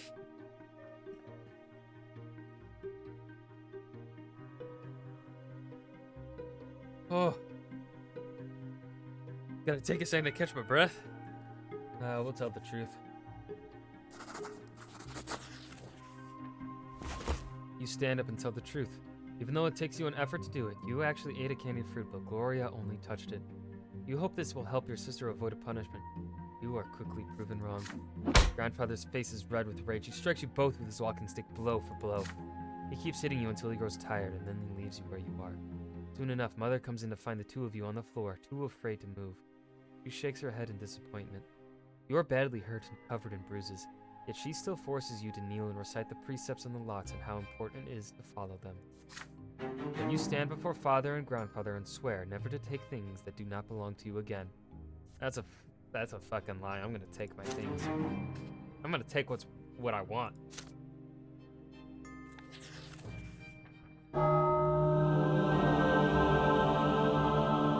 Father and Mother have been focused on Nathan and you since early morning.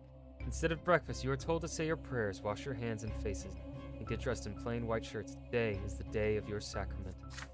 Mother, I want to go play in the yard. No playing today. You and Ryan are big boys now. It is time for you both to have your first sacrament. No one can live without a lot. I don't want a lot. Be quiet and listen. You were born Be quiet and listen. You were born commoners, so you must accept a low-born lot before the twins. When you grow up, you will get a chance to earn a noble lot. Father and Mother take you to the carriage. Nathan is hungry. He starts whining. Grandfather is the last to get in the carriage. His eyes are on you and your brother, looking for every fault. Soon the carriage is moving along the streets of Anazot, slowly and solemnly. One more turn and you see the colossal white building marked by the two massive pillars. For the first time in your life, you are to enter the Church of the Twin Gods. You enter the gate and walk under the splendorous dome of the church. The church hall is divided into two halves. They are drastically different from one another. The floor on one side is rough and jagged and covered in dried brown spots, while the floor on the other is made of smooth marble.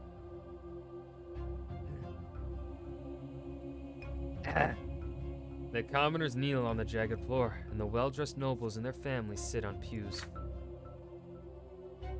Father and Grandfather leave you to sit on one of the nobles' pews. Mother walks to the rough stone of the commoner's side and gets down on her knees. You see her wince in pain. The low-born estate shall suffer in the house of the faith. The church acolytes surround you and lead you to the altar where you and other children would take your sacrament this day. Before you stands a tall priest, dressed in black, with a sword in one hand and a hefty whip in the other. Nathan's whining grows louder. He dislikes this place. He is scared. You remain quiet, but your stomach roils in uneasy anticipation. The first child to take the sacrament is a jaunty little boy from a family of nobles.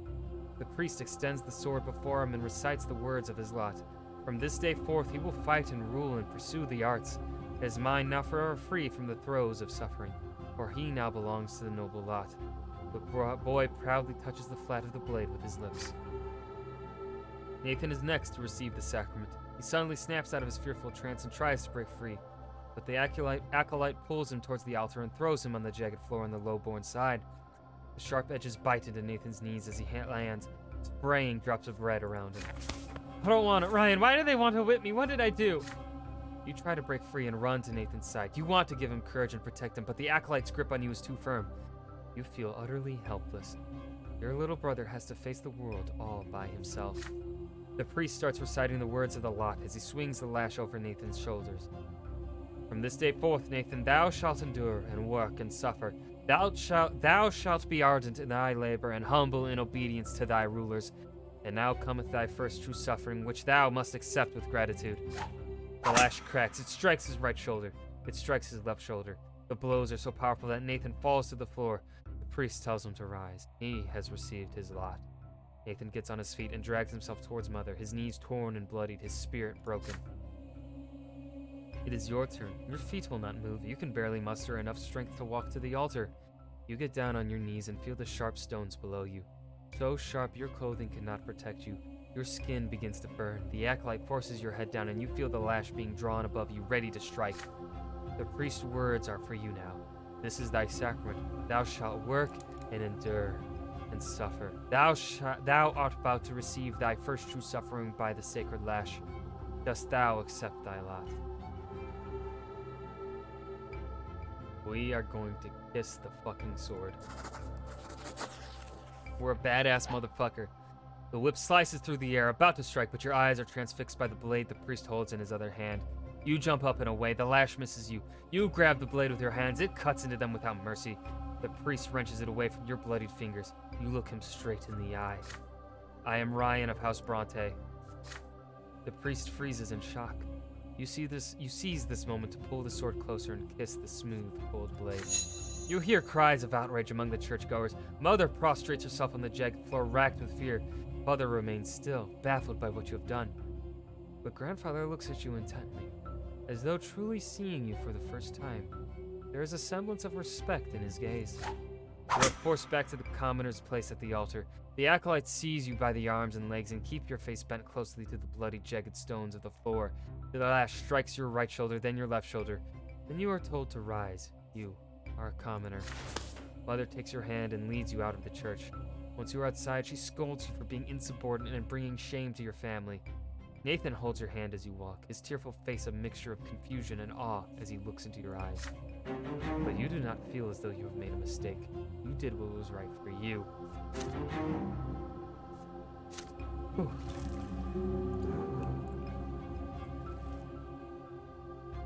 Oh, little break for the voice now. Oh.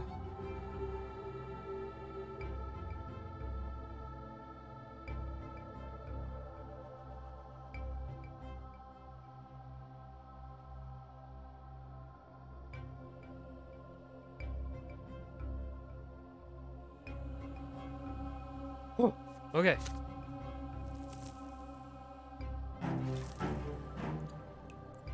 You challenge the sacred order and attempt to seize a noble lot.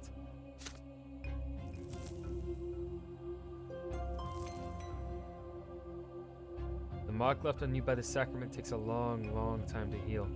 Mother says it is a reminder of your lot, suffering and sufferance, pain and patience. Gloria shows you the mark of the lash on her shoulder one day. It will never disappear. You're a commoner now. This is the lot you were born into. Father keeps telling you to study hard so you may yet earn a different lot and become noble of the mantle. You recall the past with warm sadness when Stefan still lived with you, or when he wrote to you for a time shortly after he left. Now he thinks it beneath him to write to the commoners in his family. Mother didn't lock herself in the bedroom often back then. This changed shortly before Nathan was born. But most importantly, you missed the time before the terrifying figure of your grandfather was constantly looming over you. You learned the true power of the lot only after the head of the family's arrival. In grandfather's eyes, no commoner deserves to be treated with kindness. Is this just him, or is it the way of the entire world, the very thought who please you? You are older now, and what's more, you are an elder brother now. You've learned how to care about someone else, to teach, to protect. Soon you are a small boy no longer. The days pass and play gradually gives way to laborious study. Now your choices will decide your place in the bizarre and ruthless world of adulthood. Your childhood years are over.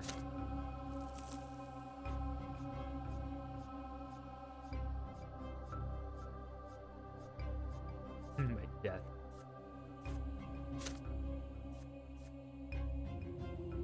Turn into childhood qualities at the end of chapter. Your inner strength and the number of lesser death that you. Okay.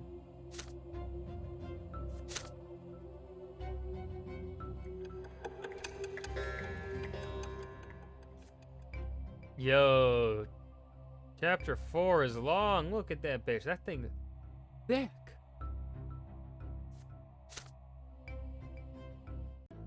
I was growing up fast. The school, the streets, and the whole wide world awaited me beyond the gate of my parents' house. Oh, that was his. All right.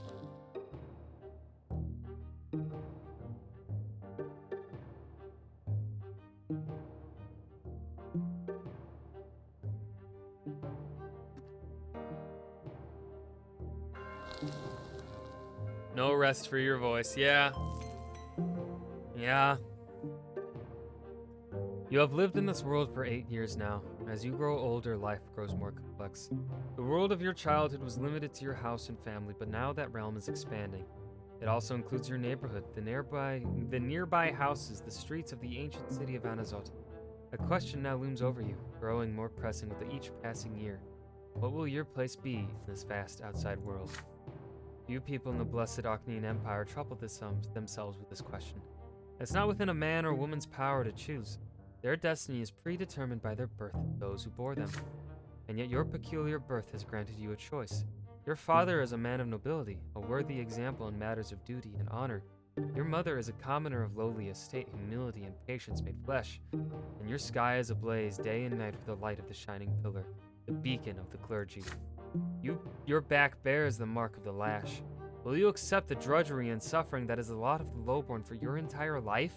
Or will you follow in the footsteps of your father and your father's father and fight for the right to serve the empire as a noble of the mantle?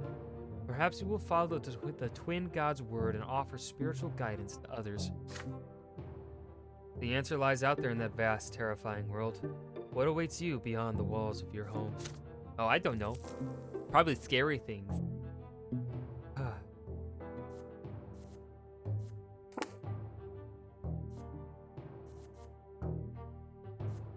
I could meet a woman?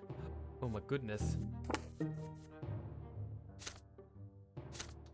Your personal qualities at this age, they determine which choices you may take. Oh.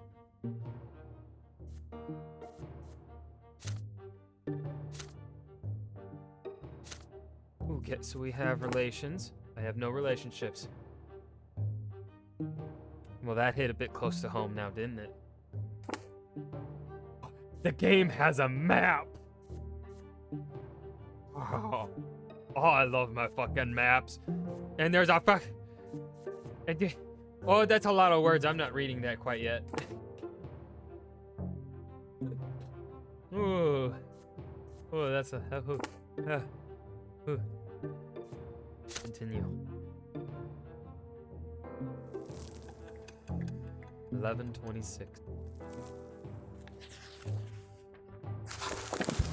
The family expects more and more of you as you grow up. The teachers and tutors hired by your father keep you on your toes all the time. Your life these days is dedicated to studying for your future, for the future of the Brante family. Your younger brother Nathan keeps growing up too. He can hold a conversation now. You never refuse him when he comes to play, provided you have a bit of free time between your demanding lessons. It is a rainy day today. Father and mother have gone to a ball, and they left Nathan in your care. You lose track of time over the books in the sitting room, and Nathan goes off alone to splash in the creek.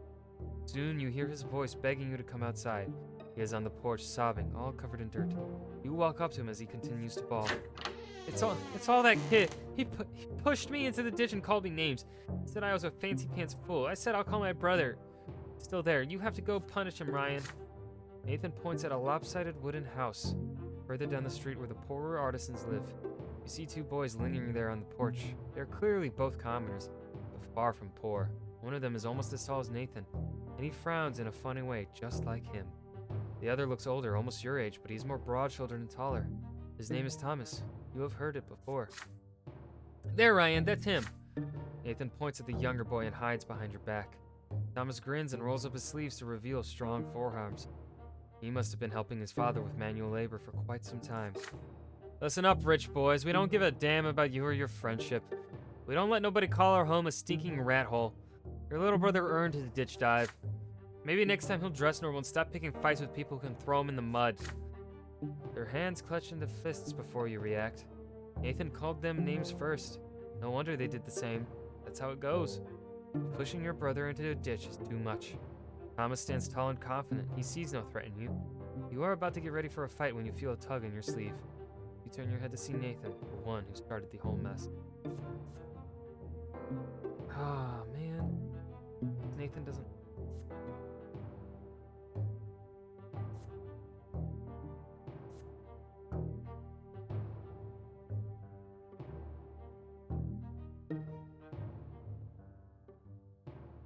Wait, why does that give me a +1 to Thomas? Huh? Why does Thomas like me more for going to give him a beating? All of these give me a +1. That don't seem right. All right, we'll go beat him up.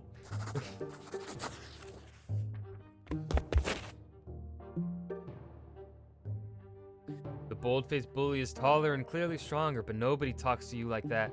He likes it. Oh, they're children, Tarada. You leap at Thomas and start tearing into him. He jumps backwards, surprised by your assault.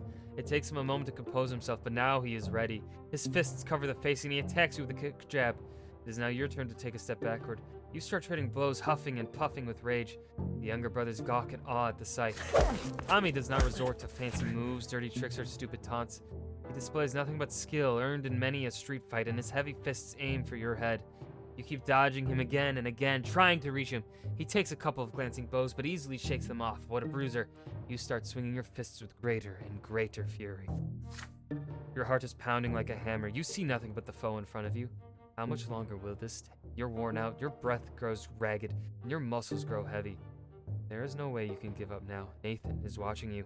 Desperate and out of options, you swing and punch Thomas square in the nose, then immediately let his fist smack you in the temple. The blow rings through your head like a bell and blinds you for a moment. The world swims before your eyes. You clutch at your head to get your bearings. Thomas is standing in front of you, blood dripping from his nose. You no longer want to fight it out, and it seems your opponent would rather end it too. You keep standing there, eyeing each other angrily. Then suddenly, you will hear an angry shout right next to you.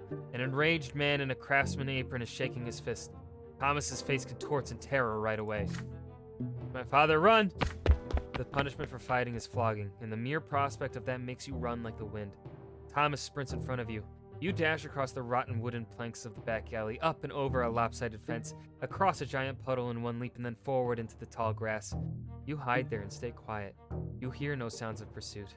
You exchange glances with Thomas and start laughing. His laughter is loud and infectious. Soon he cuts it short and grows sadder. I'll get flogged anyway. My dad's always quick to give me a beating, and then he'll start nagging me about the lots and the prayers for days like he always does. Why do I always get myself mixed up in this stuff? Fighting's the only way to prove you're worth anything, right? The adults didn't see you fighting, you tell them. All you have to do now is convince them you weren't. Nosebleeds happen, right? Mother gets nosebleeds all the time. Oh, we could try it. Hope our little brothers don't tell on us. I'll talk to mine. Scratch on your head. Don't let them see it. Good thing I didn't hit you in the face. There. Good as new. You assure him that Nathan will never tell, and in return, you'll make sure he behaves himself so he won't get tossed into a ditch again. With that, you shake hands with Thomas. His handshake is as strong as you would expect based on his fists. You make your way out of the tall grass. You need to leave before Thomas's father goes to your family and complains about you breaking your lot. You come to a realization on the way back. You had no idea the place where you were hiding even existed. And it wasn't too far from home. Thomas smiles in excitement when he hears this. Oh, I know lots of places like that. I'll tell you what. If we get out of this mess today, I'll show you the way to the old wall. It's the perfect place to build forts. I dragged a bunch of wooden planks there. Bet it's no fun to build all alone. My brother never helps. He just gets in the way. You emerge from the muddy back alleys, united by a secret only the two of you know. It seems you have made a friend today. I have a friend. Man, I wish I had one of those. Woo!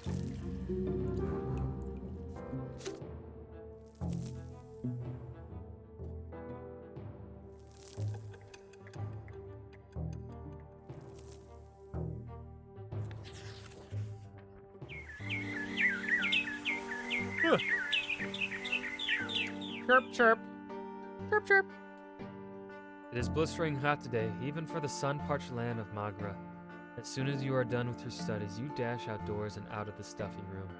You and Thomas roll up your shirt sleeves, but it barely helps. You would gladly go shirtless had you only been in the company of other boys.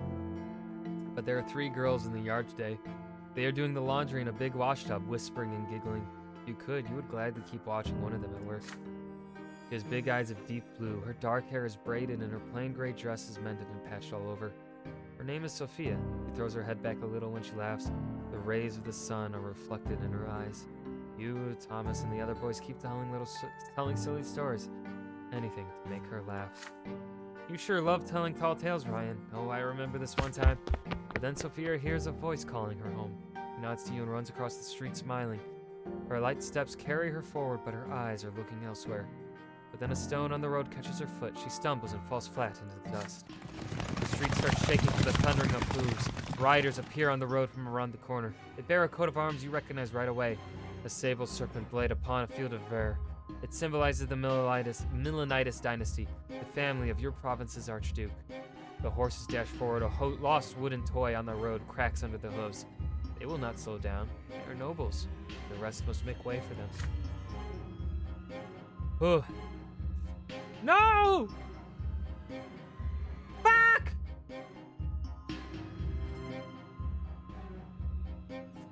No! Let me go back! Damn it!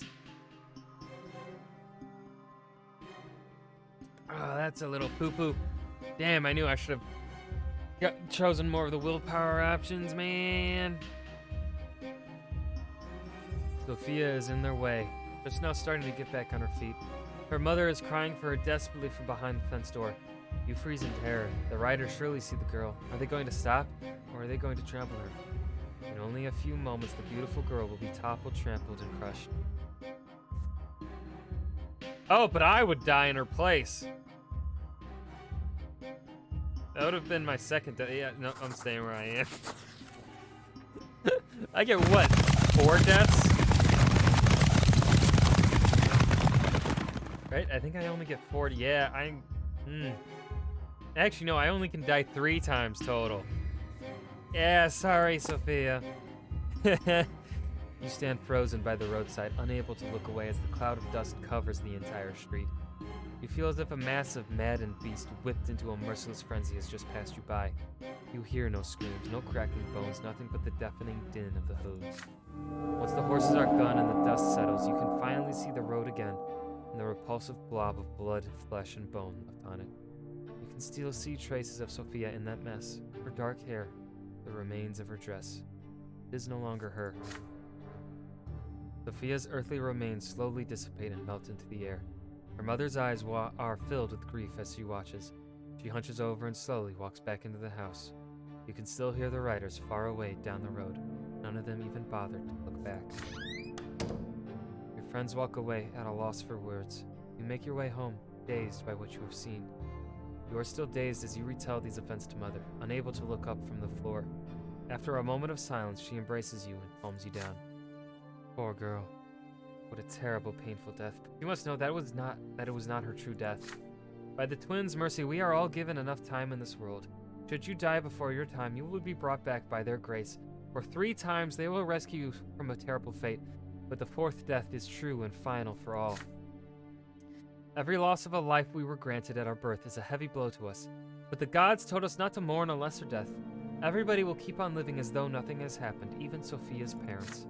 Their family is poor, and they have no family crypt like we do. When the girl's soul comes back to life, her body will be reborn in the city church with all her wounds healed. Do not mourn her, my son, but thank the twin gods for their justice. You see Sophia by her house a few days later, and she looks completely fine, without so much as a scratch. The other children tell you that her parents now forbid her to leave the yard after dying such an early first death. You call out Sophia's name, looks at you briefly, and walks back inside. Sophia never talks to you again. Ouch! Oh, that hurts. Ow! Ow! Oh, there goes the blue-eyed, black-haired love of my life. Oh, no.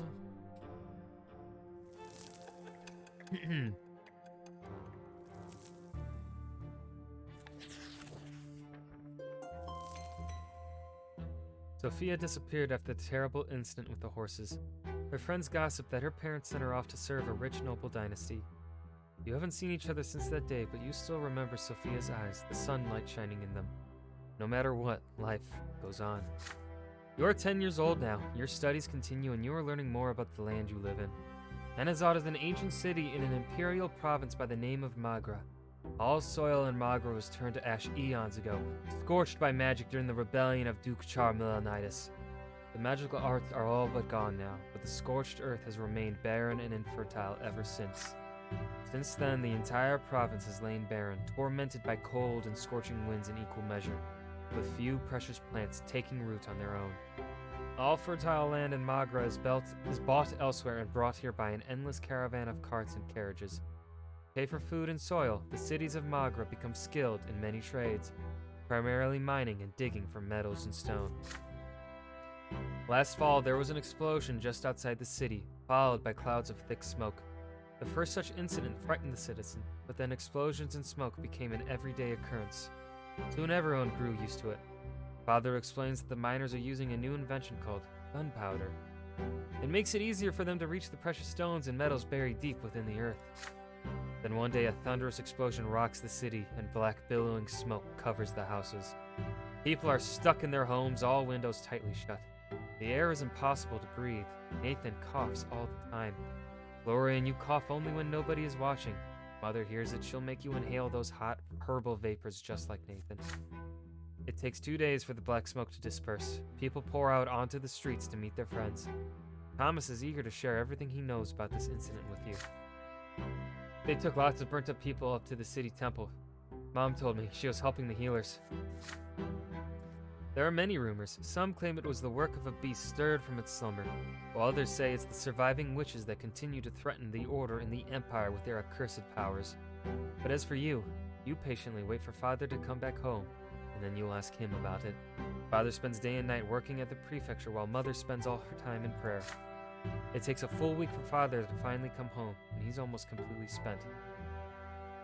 You muster enough courage during dinner to ask him what happened outside the city. Father raises his head, his face a bleak, weary mask, and starts muttering his proclamation. It's almost as if he doesn't see you. Whoo! Fuck my voice! Ah! Hopefully I'll be able to still talk for D&D tomorrow night. Shit! Maybe I should be smarter about, this stuff, but I'm not. So if my voice is dead, well, I will have to suffer for D&D. I don't think I can't remember the last time I've lost my voice. Honestly, I'm certain I've lost my voice before, but I really can't remember a time when I have. It's the mine outside the city. They were trying to get to a vein of ore. There was an explosion. Explosion. The mine caved in and the black smoke started flowing. Many workers died there. It was all because Count El Velasco, who owns the mines, wanted them to start mining that vein before they were ready. Some of the workers weren't even reborn. Perhaps the twins thought their final time had come. The prefecture has been inundated with complaints from families that have lost their breadwinners, asking the judges for help. Many people also lost their cattle to the black smoke. Count El Velasco blames gunpowder for the disaster. The prefecture and the newspapers just repeat whatever he says, but it's plain old greed and tyranny of noblemen that are to blame. Why is the welfare of our province always paid for with commoner lives? Oh, then without warning, he grows silent again. You keep thinking about it for days. And a human life really ends so easily. A single moment of bad luck and you die, only to re-emerge from the temple or the family crypt with a new black mark on your arm. Or worse, you remain where you fell, dead, never to be reborn again. Ever.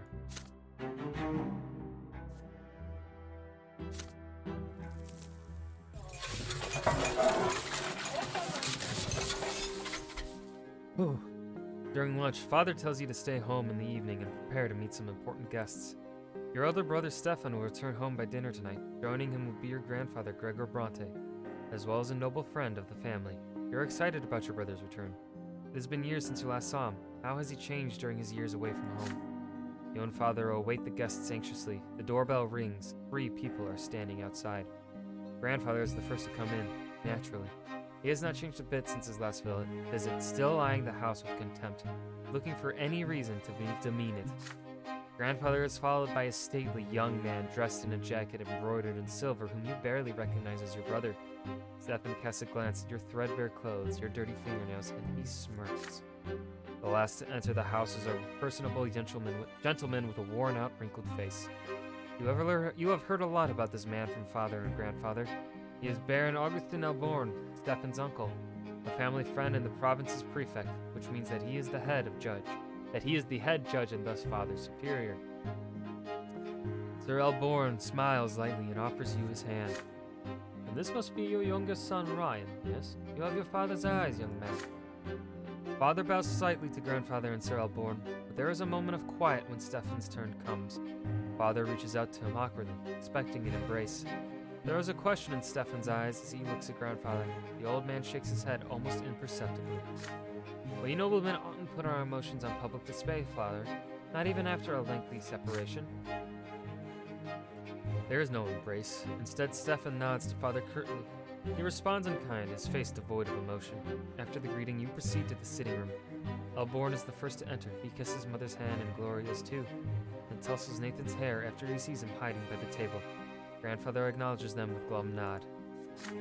Greetings, Lydia Brante. I remember you were kind to me when I was but a child. And you must be Nathan. You could barely walk when I saw you last. Your elder brother ignores Gloria completely. Not even a greeting. Oh! You proceed to the dining room in a dignified manner and take your seats. The dishes smell delicious, but they merely punctuate the overwhelming tension at the table. Elborn is the only one with a friendly smile on his face. The dinner is splendid, Lydia. Did you choose the dishes yourself? You have a truly refined palate. It warms my heart to know Stefan spent his early years with you. Womanly care always does a child good, no matter the estate. Your fork freezes in the air halfway to your mouth. You expect many things from a noble of the sword, but words of praise for a low-born woman are not one of them. You cast a glance at grandfather. He looks like he is about to choke on those words. It would do my grandson more good to stay at boarding school among his equals. Please, Gregor, parenting is no less important. Nothing can replace a mother's love. I cannot deny it. It saddens me greatly that my late sister could not be there to raise Stefan, but there was still a family for him, and he was surrounded by love. How could that be bad? And besides, his father was by his side all the while. Father's example is always the best. After all, Robert earned the judge's rank the same way you did. Your grandson will surely follow in your footsteps, and who knows, perhaps even the younger men of the Brante family will contribute to this. You clumsy, low-born cretin!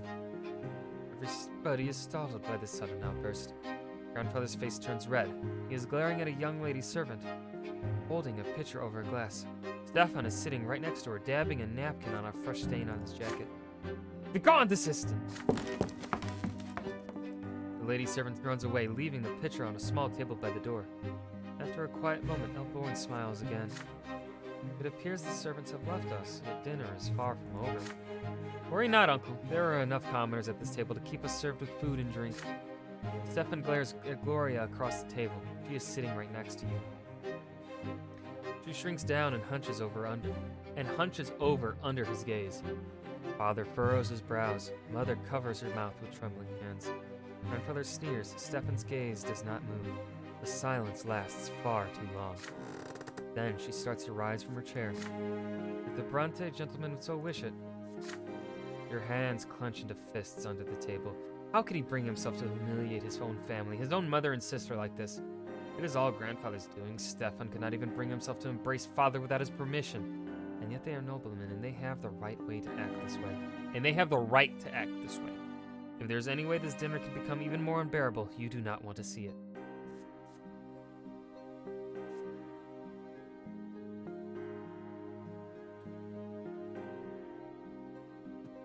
Fuck you, Stefan! You grab Gloria by the arm and keep her seated. Stefan turns a puzzled gaze toward you. With a wry smile, you open your mouth. Stefan, how did you have the gall to speak without Sir Gregor's permission? Surely you wouldn't even answer Nature's call without his leave. Stefan looks at grandfather completely flabbergasted.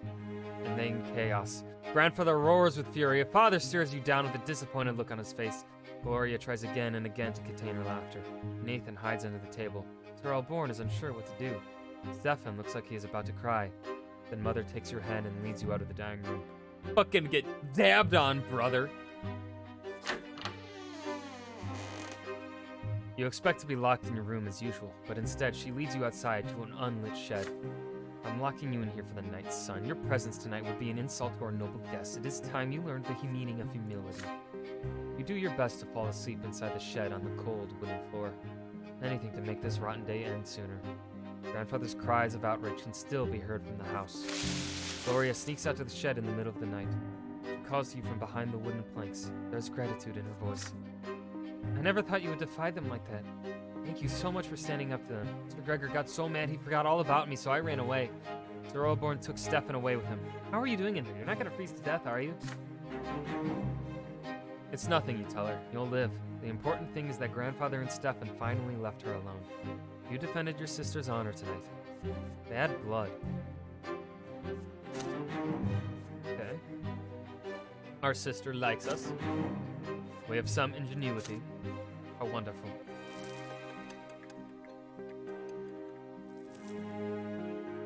A voice! It's dying!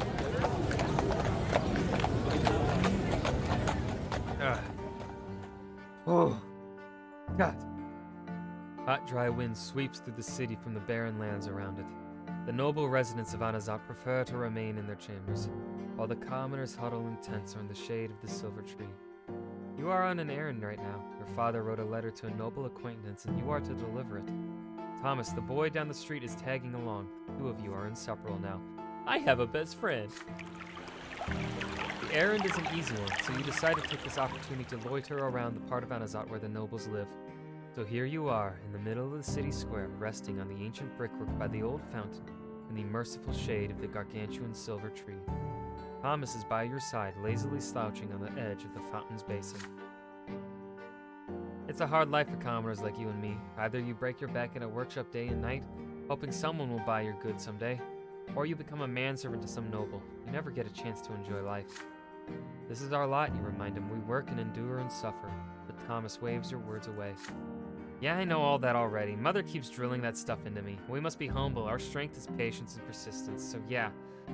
But I want to make my fortune no matter what. So how ain't that living by my lot? I ask you. But the lots, they ain't easy. Let's take you, for example, Brante. Your father's a nobleman. But even if that didn't make you one, just look at your hands. You never had to work as hard as me, but we have the same lot. So we're supposed to suffer the same. Or look at your father. He's a judge. He toils at the prefecture day and night doing his judging, and he's a noble? I've never seen an Archnean work as hard as he does. You shrug. The Archneans are a different race. Books say they were born to rule over humans. They are never commoners, always nobles of the sword by birth. They founded the empire after subduing all the human kingdoms on the continent. Humans will never be their equals. Archneans are always better, smarter, stronger, and their skin is a noble shade of blue. If the books are to be believed, of course. You've never seen one yourself. Your idle chatter is suddenly interrupted by a rugged-looking guardsman dressed in black and green. He chases you away from the fountain. Common rabble like you have no place here. You hear the clattering of hooves and wheels against the cobblestones and see flags bearing a coat of arms, a sable serpent on a field of vair. Makes you squirm. It is the Archduke's coat of arms, the Milonitis dynasty. The carriage door opens, revealing a young lady in a luxurious dress. You cannot look away from her. Those dainty shoulders, suggested but not revealed by the cut of her dress, her black hair cascading over them, her stately, slim silhouette, her pouty lips and prim nose, and those eyes dark like the night sky. The way she moves, fluidly, gracefully, and most incredible of all, her skin glows in azure blue. She is a masterpiece given life. She is an Archnean. Clear the way for me! The Milonitis guardsmen work quickly to clear the way to the fountain for the Archnean lady. The searing sun dances on her skin in bizarre patterns. With one elegant motion, she reveals a handkerchief, then leans over the basin and wipes your head and neck with its cool water. Well, I'll be. That's Octavia Milonitis, our Archduke's own daughter. The Archnean turns away and proceeds gracefully back to her carriage. You see something slip out of her hand and fall onto the cobblestones right next to you. Her handkerchief. It is right there by your feet.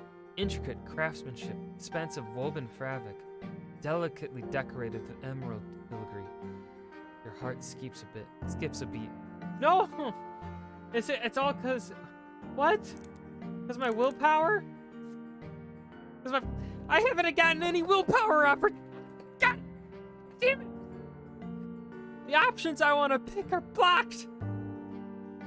Will you dare draw the beautiful Arcane's attention in order to return her lost possession? Or would you rather not attempt to cross the chasm between you and her?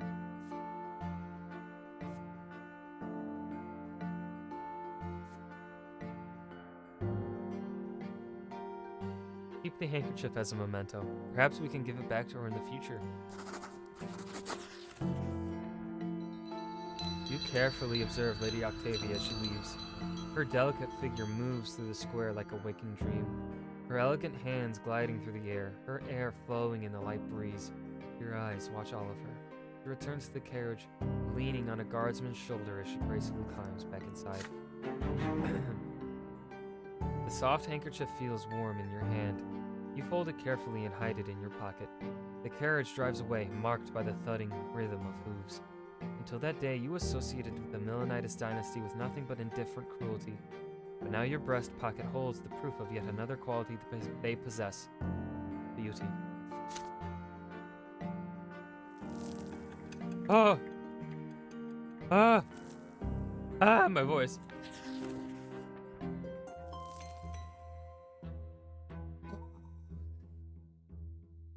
Hmm. 12 years old now, you overhear an important conversation. It is a spring night and Mother has just sent everyone to bed. You walk past Father's study and hear voices coming from beyond the door. Grandfather is yelling and Father is replying quietly. The elder Brante men are fighting, arguing about the place of the commoners in the city. You sneak outside to avoid Mother's attention and hide next to the open window of the study. Perhaps they'll mention you too. That lowlife idiot had the gall to pay me a visit and beg me for some service. He had the insolence to ask me outright. He thought I was going to support his claim to the chairman's seat in the lesser quorum. How dare he? Father, please, listen.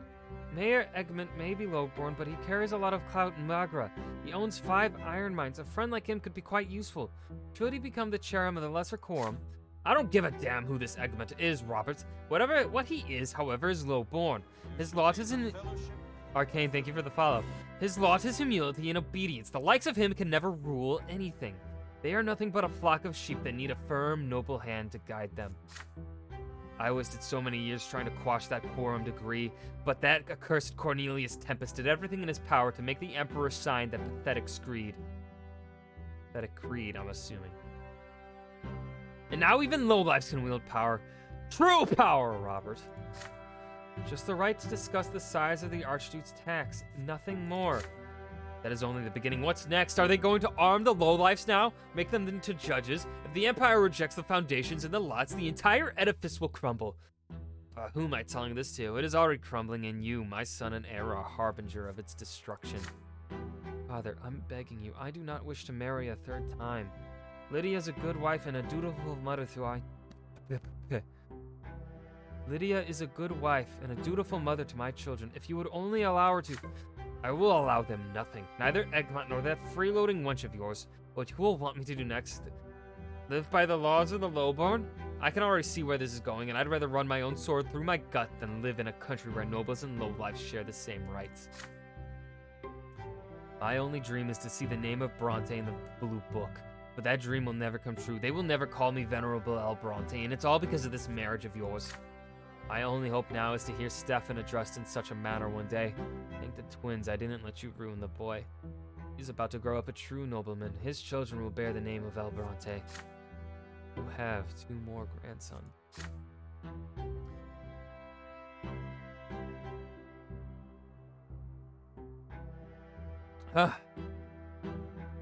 Fucking hell. Oh.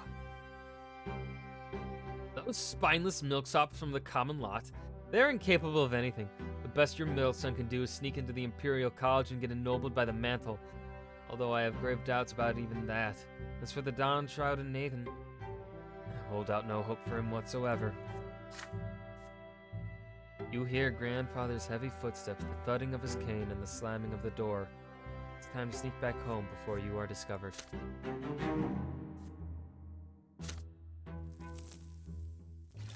You started studying at the school of Sir Tibor and began to master the sciences. Oh no, not the sciences. That terrifies me. Okay, I have to take a fucking piss break because I have been drinking so much water. I am so well hydrated. And also a quick little break for my fucking voice. BRB, you get fan cam. Enjoy it, you filthy.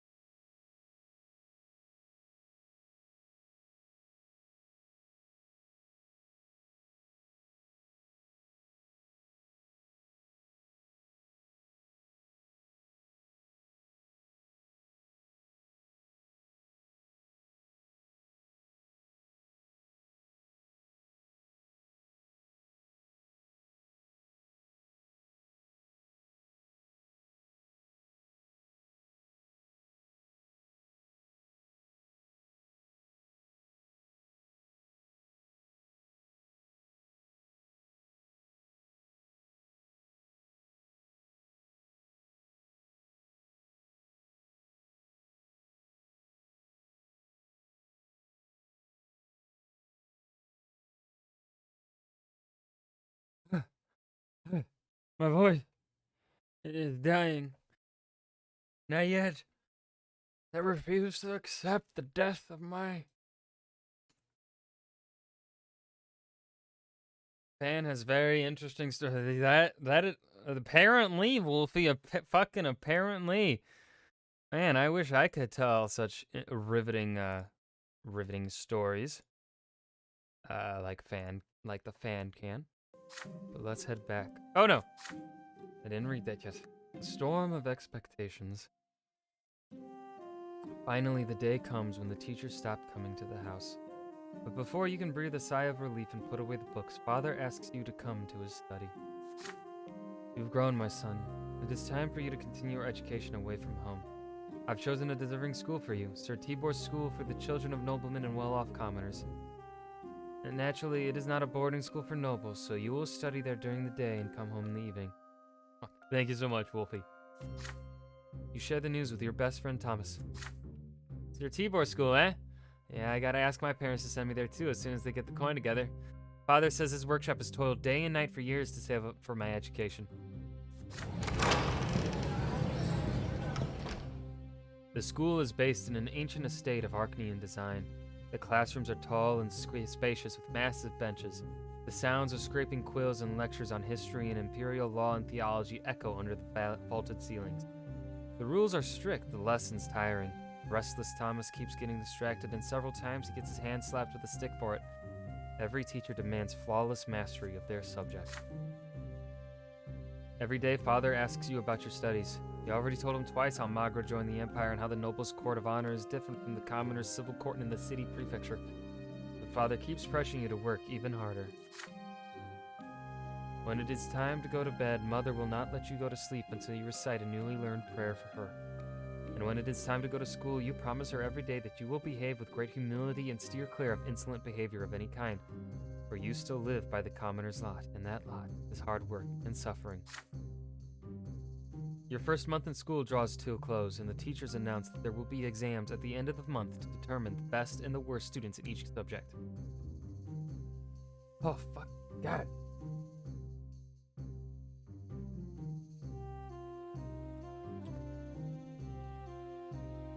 Nope, not yet.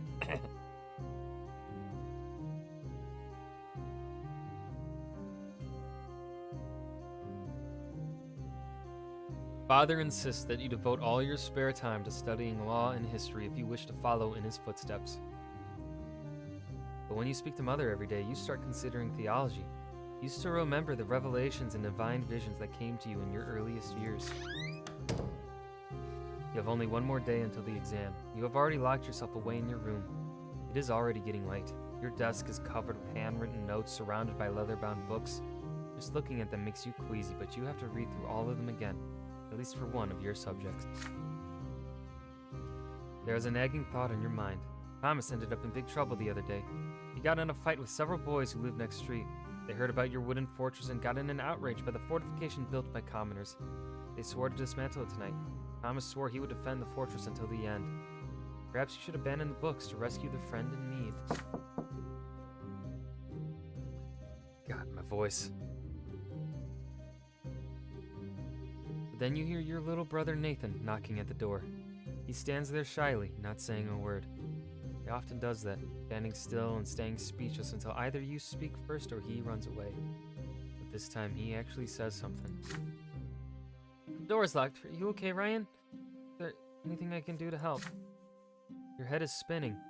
This is the last evening before the school exam. If you fail, your family will be very disappointed. You have to refresh your memory on law or theology, either one or the other. But Thomas and your fort are about to be stormed. Why today of all days? You grind your teeth in rage at the thought. Nathan is by the door, trying not to bother you. He wants to help you by the only way he can. For reasons known only to him. Will you accept his help? Ooh.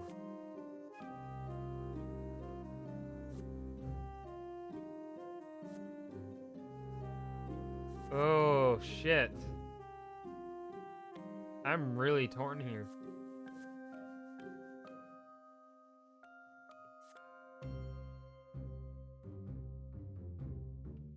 No, we help our friends. We help our friends. You push Nathan out of the room. He cannot possibly help you prepare for the exam. But once you are sure nobody is behind the door, you open the window and climb out into the yard and over the fence. And then you run like the wind to your wooden fort, where Thomas is in peril. The battle for the fort has already begun. Thomas is cornered. He swings a loose wooden plank, fending off 3 boys at once. This is not a fair fight by any means. Your friend is rugged enough to have a fighting chance against 2 of them, but 3 is too many for him to handle alone. Where have you been, Ryan? They're about to smash our fort! Get them! You flank the assailants and slam into them at full speed, channeling the cavalry of the holy warriors. You take them by surprise as you pull one of the aggressors away and knock him out with a punch to the jaw. Thomas cheers you on. You team up and make short work of the remaining foes. Your enemies retreat in shame. Thomas got a black eye and his knuckles are all covered in blood, but he looks unusually pleased with himself. Couldn't have done it without you. Just look at them trying to tell us where to build our fort. Alright, time to fix her up. Your score on the exam was merely satisfactory, but still well above a failing grade. Family is not too happy with you, but life goes on and your studies continue. You know you could have worked harder to prove yourself to your teachers. But your wooden fort still stands proud. That is what matters. Nice. Your education continues. As you study imperial law, you come to realize that there is a certain hierarchy even within the noble estate. It seems your father's status is not quite equal to that of the more eminent human and Arcanian gentry. You return home with this new information at your disposal. Father asks you about school after dinner, as he always does. And what is the difference between nobles of the mantle and those of the sword, Ryan? You already have an answer ready. The latter's status is hereditary, meaning that it is passed down from father to son.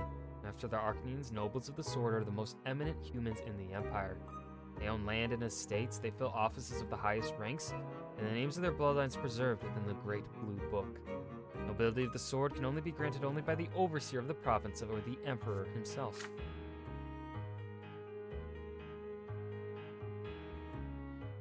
And how are such eminent people addressed? What was nobility? Okay, overseer or the emperor? With the honorific L before their last name, you respond, Sir Augustin L. Bourne, for example. Father pats you on the shoulder, clearly pleased. And what about the Ocneans and their status? What have you learned about them? The Ocneans stand above all human gentry. They are born to rule over humans regardless of their titles. No L is required when addressing them. They need no honorifics, for the names of their ancient dynasties are known to all. Father nods somberly. Yes, we can never be their equals. Do whatever an Ocnean tells you and never defy them. Ever. What about grandfather and me? Where do we stand as nobles? It is easy. Father and grandfather are nobles of the mantle. This title cannot be inherited, but it can be earned by any commoner as a reward for great service to the Empire and the Legion or as a civil servant. Father suddenly grows quiet and looks you in the eye intently. Yes, and someday you will earn a noble title too, son. All due time.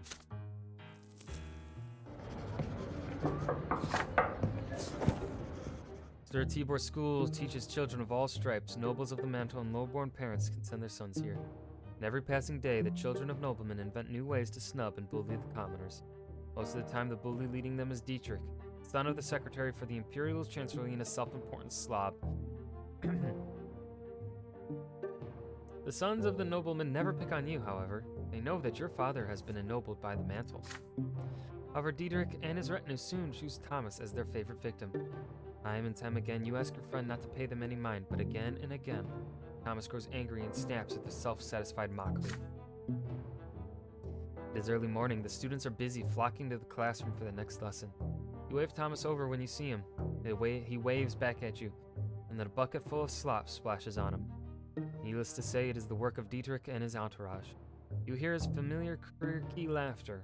The tailor's son stinks. How dare he sit next to decent folk? Thomas clenches his fists.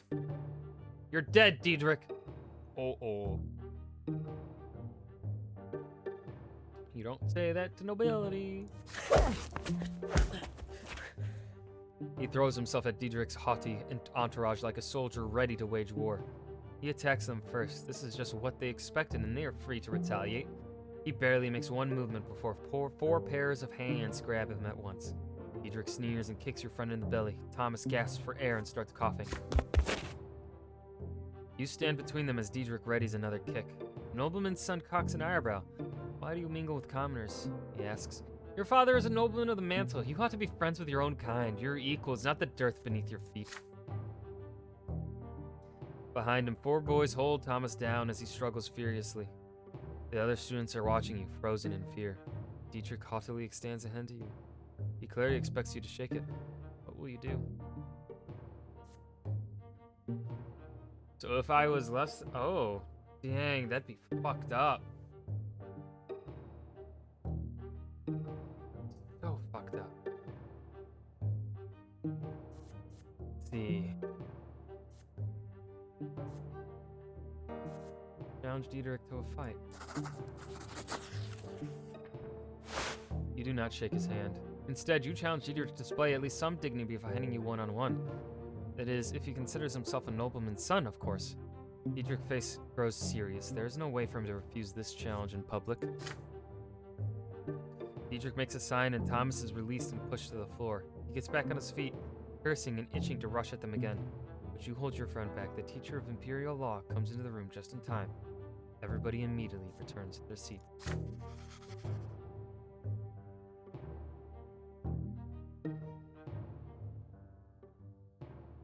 Dude, I'm just not gonna say anything until like D&D tomorrow. I'm not gonna talk at all tomorrow. A day full of lessons begins. You keep daydreaming of Dietrich's face and how you are going to put an end to that nasty smile of his. Let's catch that bastard together and clean his clock. He hurt me, not you. The deal has been made, you tell your friend. This is a matter of your honor now. Dude, I don't have tea. Thomas huffs angrily, but agrees. Dietrich is already waiting for you in a narrow back street by the school, his retinue by his side. Oh, so they're Backstreet Boys. Nice. You walk forward and give him an opportunity to end this dispute once and for all. This is the nobleman's way. If you win this battle, Dietrich and the other children of nobles will never pick on the commoner's sons again. If he wins, you will never stand in their way and protect other students. You will fight him one-on-one. Dietrich walks forward uncertainly. You both roll up your sleeves. You raise your fists in a fighting stance. Dietrich tries to copy your movements. You hit him first. Dietrich does manage to land several glancing blows, but he is fighting a losing battle. He has never been in a real street fight. Thomas nods in approval. You have learned a lot from him. It does not take long for Dietrich to stop fighting back. One more blow and he squeals and raises his hands. You have won. You turn to the other nobleman's sons with a victorious look on your face. No more teasing. And if anyone else has so much as one bad word about Thomas, they will pay. Dietrich's former retinue disperses silently.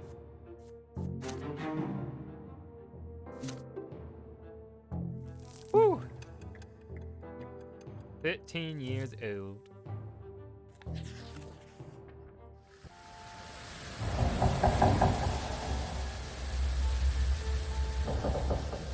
Catch my breath while the sound effects play. Alright, the sound effects have quieted. God damn it. Your theology teachers tell you more about Anazot. It is more than just the provincial capital. It is also a sacred place blessed by the gods. It is where the twin gods' first disciples spilled their blood, and from that blood grew the sacred silver tree. Its enormous foliage hangs over the city. You see its branches in the sky every day. You have never approached the trunk of the tree yourself. Today, you will be taking your first trip to the silver tree. Your class is visiting a service in the great temple by the tree's very roots. Thanks to your theology teacher, you and the other students will witness this landmark of the twins' advent up close. Everybody is excited. Soon, you and the other boys enter the slums surrounding the church district of Anazot. The roots are pulsating under your feet. They spread underground all throughout the area. Pathetic, cramped hovels and filthy streets surround the trunk of the tree. They are home to paupers, day laborers, and preachers. People of the district bow humbly to you and point you towards the temple. They seem at peace despite the abject poverty in which they live.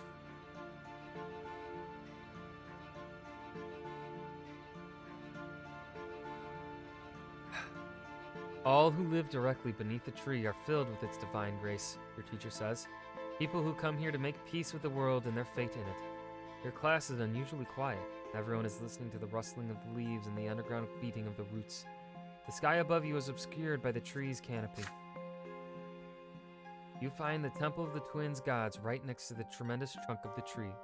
It almost seems a part of it. There's a crowd there, pilgrims dressed in traveling clothes, paupers and beggars, common people of the city, and the occasional well-dressed noble. There are arguments among some people who are gathered in separate small groups. Many people are wandering around, staring upward at the tree's branches. The tree impresses you with its might and the calm emanating from it. You are filled with a desire to sit down and think of the world, to learn something about yourself, to touch the silver white bark and hearken to the whispering leaves. You are distracted enough to fall back from the rest of your classmates. You notice a small path that should take you right next to the trunk. A tall, red-haired woman walks out of the crowd of pilgrims. She is wearing a worn white robe. She is no longer young, but her face is youthful and covered in freckles. Her hands clutch a book. You have never seen this lady pilgrim before, yet she looks at you almost as if she has recognized a lifelong friend. She beckons to you and says her name, Mathilde, a preacher from Astynia. What she says next shakes you to your very core. It is commendable to see a young man so keen to learn the teachings of the twins, she says. Yet you will never follow the light of the truth within the walls of the temple. Inside you will find only the lies about the lots, the erring words of Prophet Asicius, sanctified by the passage of centuries. Yet anyone who sets out to read the accounts of the twins' own lives knows that they never so much as mention the lots. The red-haired preacher's words frighten you. They clash with everything you have heard from Mother, everything you have been taught at school. The lots are a lie? You freeze in fear. Did you argue with Mathilde? Or ask her for more information? Did you treat her as a madwoman and catch up with your classmates? You suddenly feel a small, warm hand grasp your own. You see a girl right next to you. She's just a little older than you, wearing a black dress, threadbare yet almost spotless. Her hair is covered by a handkerchief with only a single golden lock showing. Her brown eyes are burning with rage, her hand pulling you away from the red-haired creature. You stare in confusion at the strange young girl, your cheeks flushed by the sudden touch. There's just a bit of color on her cheeks too, but then she starts speaking to you quickly. Don't listen to her, she's dangerous. Come to the temple with me. Only there will you see the truth. You stand there, surrounded by the crowds of praying pilgrims and the sounds of shuffling feet, torn between two people you have never seen before, and each of them expects you to follow her. But all the while, you hear the whispering of the wind in the tree's branches. The branches reach out for you, almost as if the tree wishes to speak to you itself, and you hear its voice. Ooh.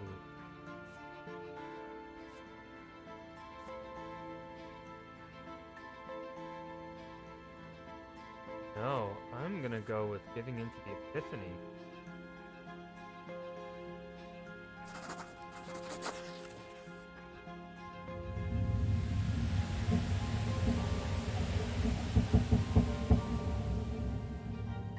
You step away from the girl in black and the woman in white, your eyes transfixed by the tremendous towering trunk of the tree.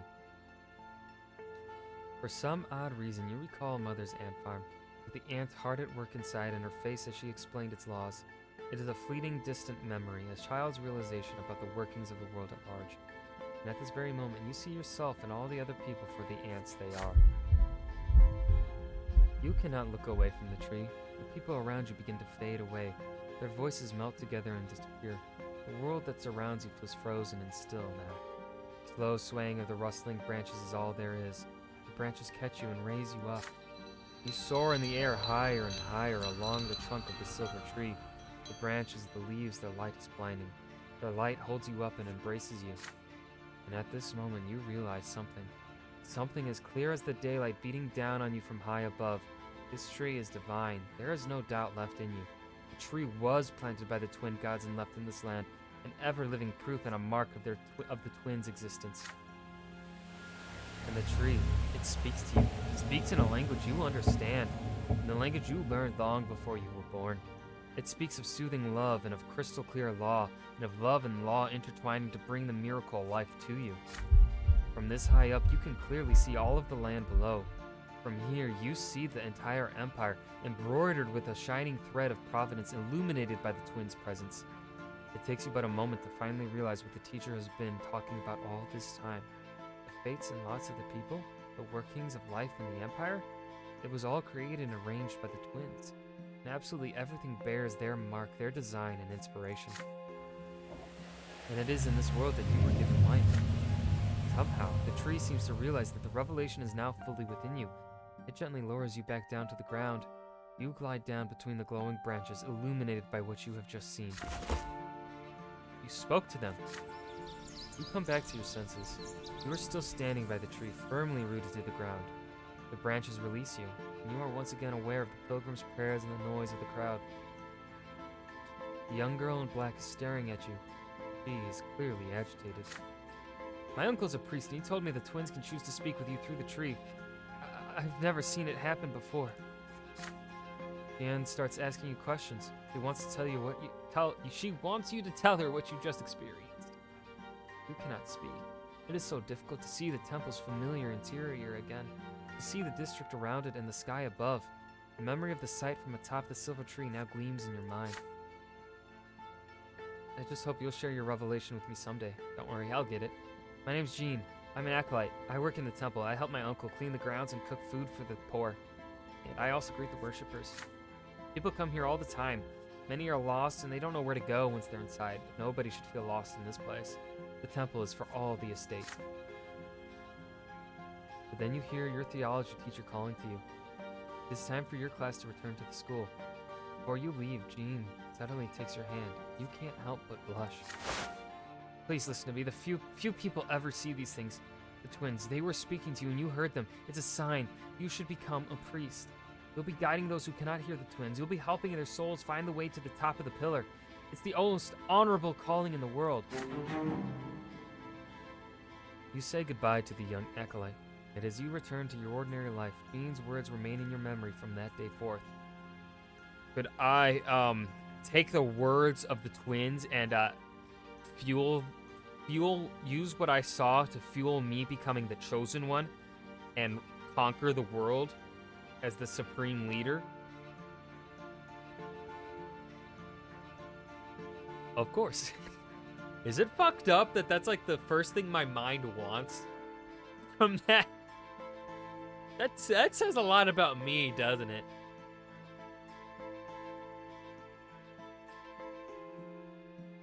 Oh. Oh, catch a break. God damn. Kinda, yeah. Ugh. My spirituality is mundane despite receiving a vision from the twins. Ba-bum.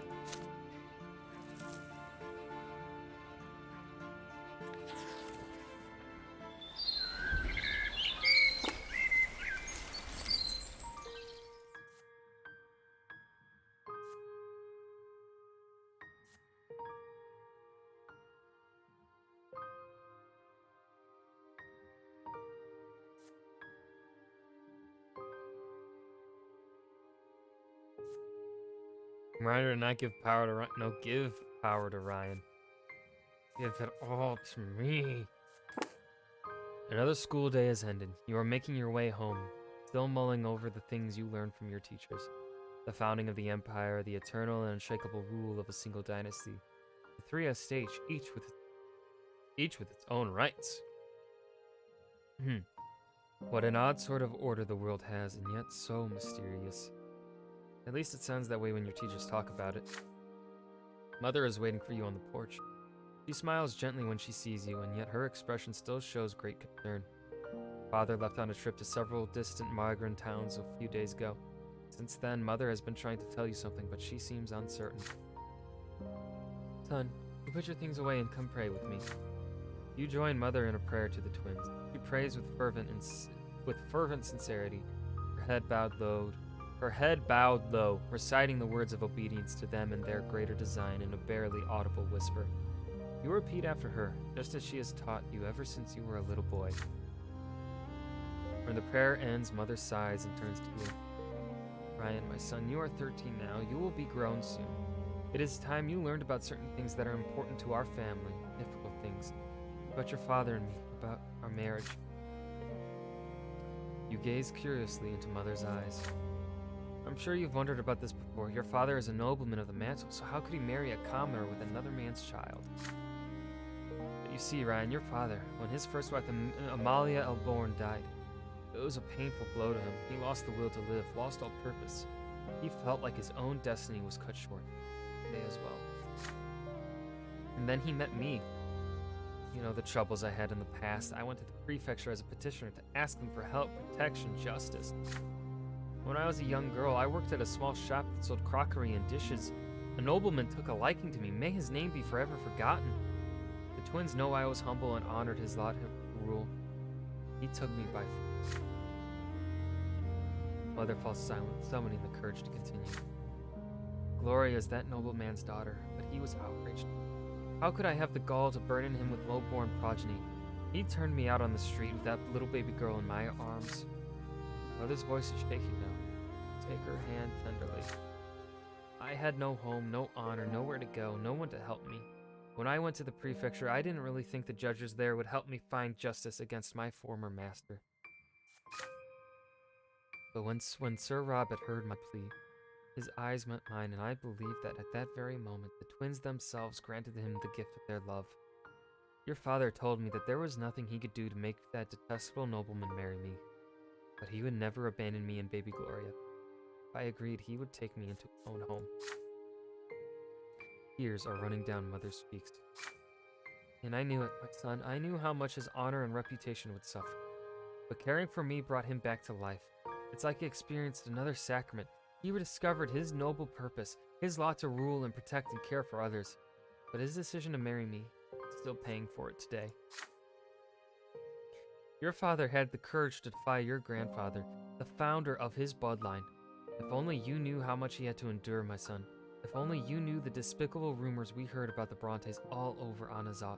It was only thanks to the efforts of Sir Gregor that the Bronte bloodline managed to hang on to what little remained of its reputation. And now the noble families have all but forgotten about that scandal. Thank the twins. Mother falls silent. She looks at you intently. You understand what she is telling you. My son, I'm not telling you this just to share the pain of my past. I have no reason to complain. Even Sir Gregor has accepted me through gritted teeth.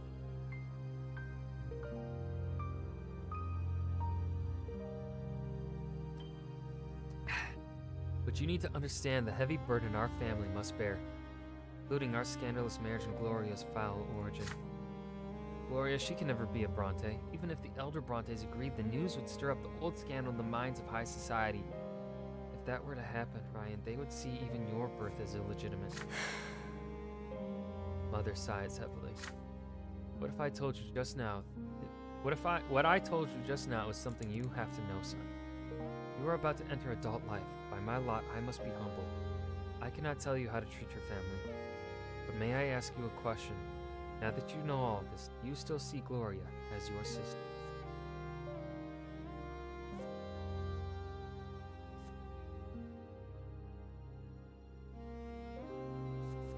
Well, yeah. Gloria's my sister.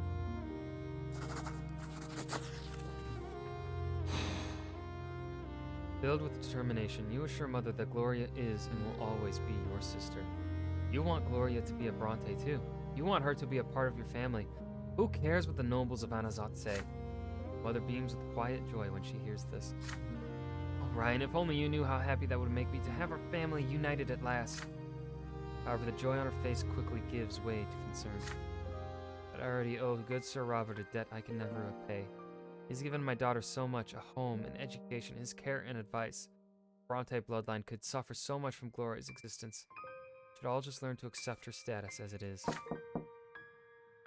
Just then, you hear Gloria carefully knock at the door of Mother's chamber. Mother! Ryan, I couldn't find you! You happily greet your sister. Yes, she is your sister. No old secrets can ever change that. Mother gives you and Gloria a kiss on the forehead and returns to her prayers. You and your sister walk downstairs together. Mother is alone by her bedside now, thanking the twins with a quiet prayer for the Bronte family. They have given her... The quiet prayer for the Bronte family they have given her. You hope they can hear her. Oh! Dude, I gotta pee again already.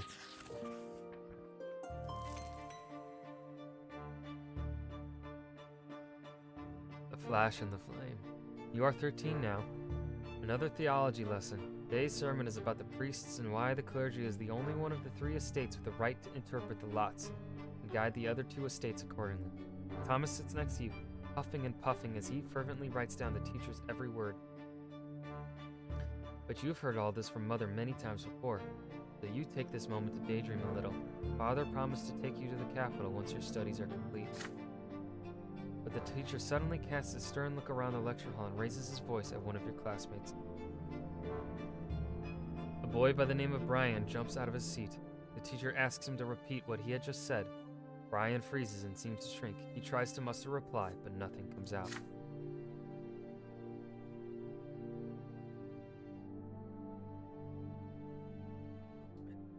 The class becomes agitated. Someone is about to get punished. The teacher now looms over Brian. The boy's cheeks are flushed and his eyes are covered in tears. You all watch the teacher's iron-bound book as he raises it sharply, about to strike. Brian shrieks and raises a hand in front of him. A sudden flash, the teacher screams and buries his face in his arms. His hair is ablaze and his skin is covered in horrible burns. It's magic, real magic, just like in the books about the Magra Rebellion. The class freezes in shock. There is a dull thud as the iron-bound book falls to the floor. Brian's hysterical laughter rends the silence. He stands up from his bench, fire in his eyes and sparks in his fingertips. There are screams now. Students run for the door. The teacher tries to extinguish his burning hair. Brian snaps his finger and the book of Ascetius on the desks turns turn into pillars of flame. He laughs and raises his arms, and the curtains catch fire. The screams grow louder as the fire howls. Brian's face is tense and violent. His mouth is spewing flames, and his whole body is shaking with laughter. He steps toward the door. You and Thomas glance at each other. It's going to burn the whole school down! Your friend's determination makes you brave. You run behind Brian and knock him off his feet. You both tumble to the floor. Even through his clothes, his body sears your flesh. Brian screams, convulses, and grabs Thomas by the shoulders with his burning hands. Thomas howls but stays put, and then knocks Brian senseless with several fierce blows to the head. There are servants fussing around the room now. They put out the fire and take away the teacher, his body covered in horrible burns. You and Thomas remain next to Brian, who is lying on the floor, silent. Soon, 3 men in black cloaks enter the doors of the school, each bearing an edict sealed with silver. The Inquisition. You and Thomas are told to step away from the witch. They lock Brian's neck in a silver collar, take him away. One of the Inquisitors remains behind to tell the students what happened. That was magic, he explains. The ungodly power that twists the minds of men into savage instruments of murder. Only the sacred shackles of silver can hold it at bay. Only the power of the twins can save us all from its evil grasp. The next day you are forbidden from ever mentioning Brian's name again. He is no more.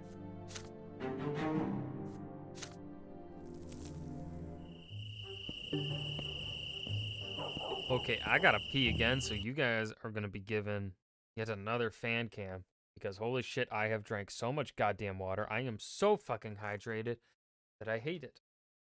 My voice still is in pain, though, despite being well hydrated. Fuck. Be right back.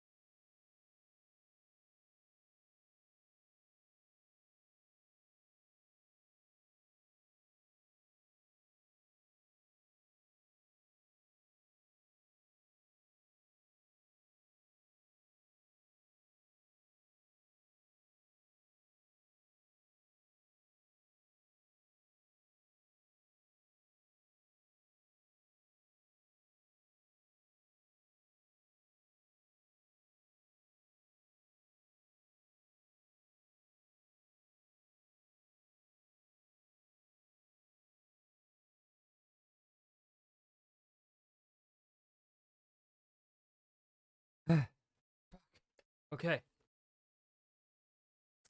I think I'll be able to get through the rest of the stream. I hope. 30 minutes left for my voice. You can make it, throat. You can make it. Ah. Okay. Okay. Nope.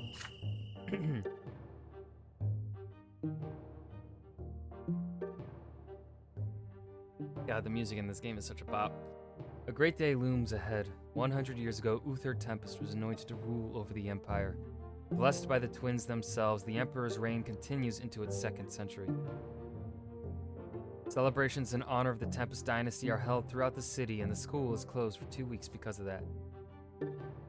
Wait. So, no.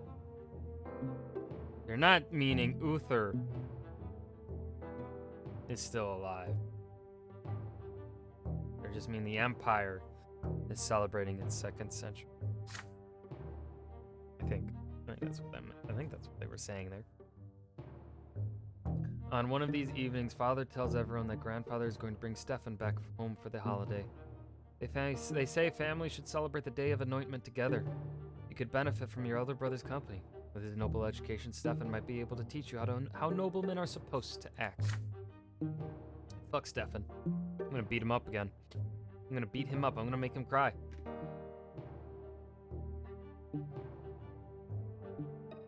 Soon, Stefan arrives. He now handles himself differently. When it comes to ordering servants around and ignoring Gloria, he is still Grandfather's double, but he is more grown up now and far less haughty to you. It is a dark winter evening. A damp, cold wind sweeps through the city from the barren lands of Magra. You and Stefan are sitting in the library. He is telling you all about Eterna, the capital of the Empire. It is full of so many wonders. The Imperial Palace, the enormous Temple of the Twins, the Military Academy, the Imperial College. You have read so much about these places, yet he has seen them firsthand. Nathan enters the library. He looks concerned. I can't find Gloria. I looked everywhere. She's not in the attic, not in the sitting room, not in the kitchen. I heard she wanted to sneak off to the ruins of Char Milonitis' palace. She could be lost in there. You and Stefan exchange looks. Char Milonitis, the rebellious duke. The ruins of his palace are a dangerous place. Some children claim his tainted magic still lingers there, which means you absolutely have to make your way there and back again to prove you are not afraid of the long-dead witch. Your brother tells you to wait. He leaves and soon returns with his sword and shoes. You ready, Ryan? We're going to rescue Gloria. She must have gone to the ruins in search of inspiration for another one of her little rhymes. The two of you instruct Nathan to tell your parents you have gone for a walk in the square. You and your elder brother head outside. You are confused by Stefan's actions. He refuses to treat Gloria like a human being, so why is he still so determined to rescue her? Stefan notices your expression. Are you wondering why I care about Gloria all of a sudden? I can't act in any other way, can I? The law of honor compels me to protect my family. Gloria will never be a Brante, but Father still took her into our house. I must respect his seniority and defend Gloria like she is one of our own. You are a Brante too. Noble or not, which means it is your duty to aid me.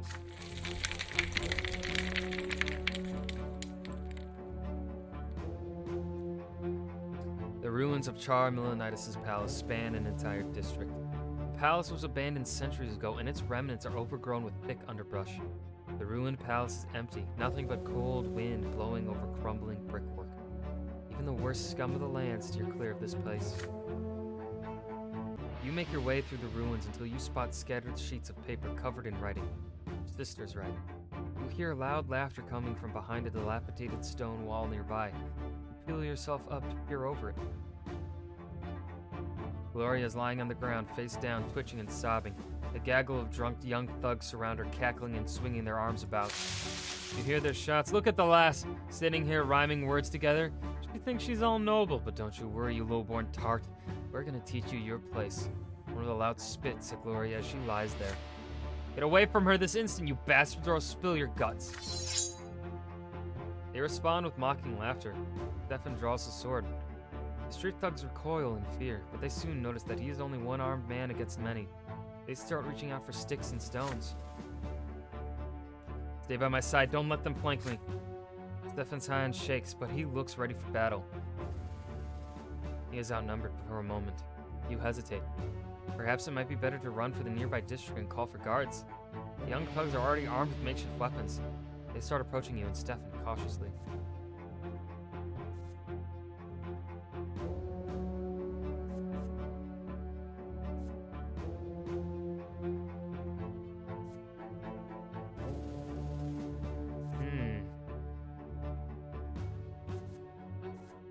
No, our character that we are playing right now would attack the attacker. The louts try to flank Stefan and you surround him. Your brother's sword thrusts and feints methodically like in a training bout. The thugs keep dodging and jumping away. They've managed to stay safe so far. If things continue like this, soon one of them will flank Stefan, kick the sword out of his hand and bring him down. Ruffians are paying no attention to you, however. For a moment, you want nothing more than to run away. You belong to the common lot. You are not allowed to bear arms, not allowed to fight.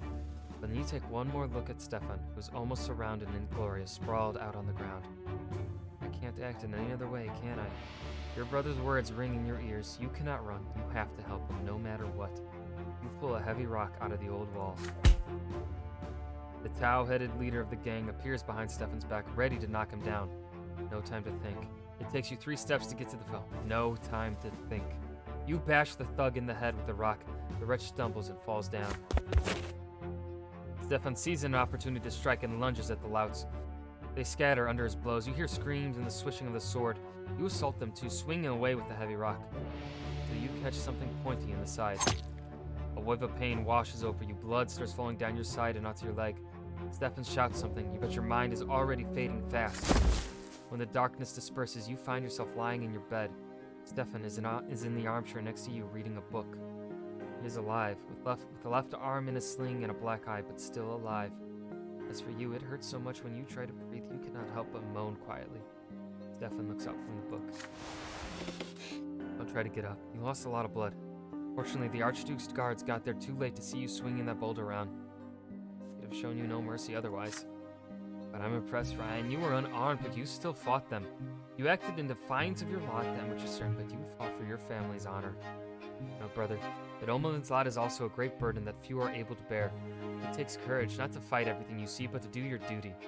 Each and every decision a nobleman makes becomes a part of his family's legacy, flowing in the blood tide forever. I think about it often. A noble mustn't act weak. A noble mustn't suffer like people of the lowborn lout. A noble must rule over them wisely. A noble must ensure that they have work to do. It's not merely your own lot you have to look after. You have to ensure that 1,000 others can live by their lot as well.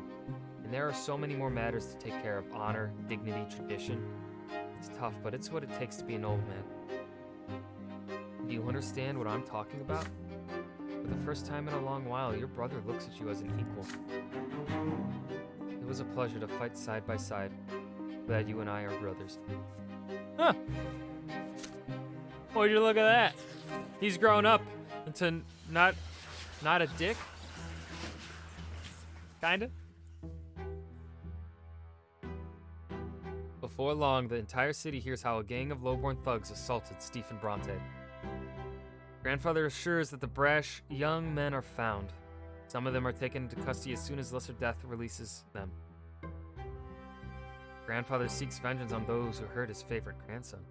Prefect Alborn, a friend of your family, promises to personally oversee the trial and ensure that justice is served. Stefan and Grandfather decide to stay in Amazon until the trial ends. Grandfather demands true death for every single assailant. You ask Father to explain something. How can a legal court sentence criminals to true death? How can worldly judgment overrule the twins' law? Your words are true, my son. Their law is second to none, yet the twin gods also made the empire in all its ways. The court of law exists to execute the laws of heaven here in the world.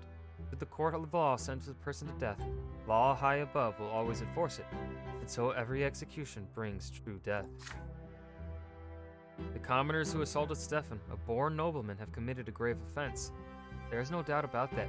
And yet, according to the Emperor's decree, even commoners have the right to defend themselves when they are about to face true death. This means that all of us will have to appear at the trial and testify before the court. Evening comes. Gloria visits your room. She looks crestfallen. Her fingers keep reaching for her long hair. You put away your school books and ask what is bothering her. The trial is tomorrow. I thought I was going to appear there too, as an eyewitness. After all, this whole mess started because of me. Sir Robert isn't even going to mention that I was there. Can you imagine? He says it would ruin the case. Why am I always in the way? Nobody ever mentions me. Nobody has to listen to me. It's like I don't even exist. I thought Stefan standing up for me finally meant something. Maybe I'll become part of the family. No, everything is back to usual now.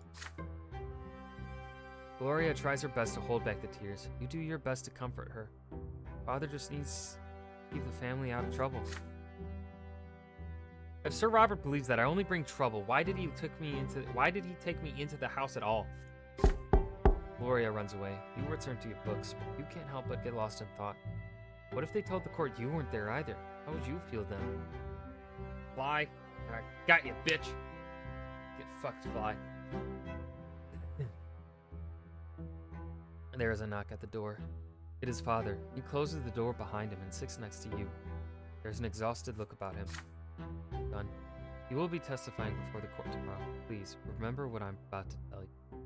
Gloria wasn't at the ruins at all. You went there with your brother to inspect this historic site.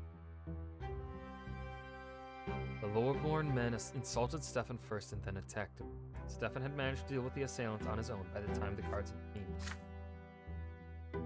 Gloria will cast suspicion on the case. If we mention her very existence to the court, the reputation of the family will suffer.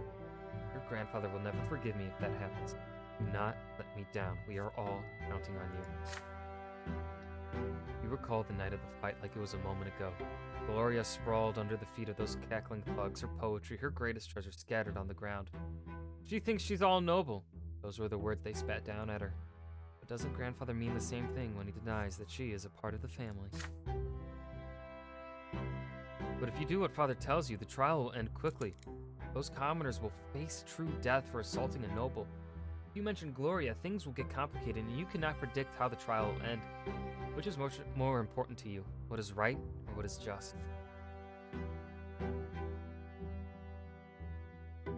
So we lose reputation.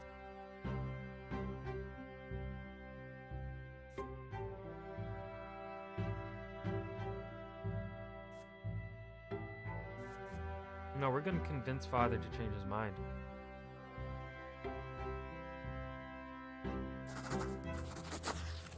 We're not a piece of shit.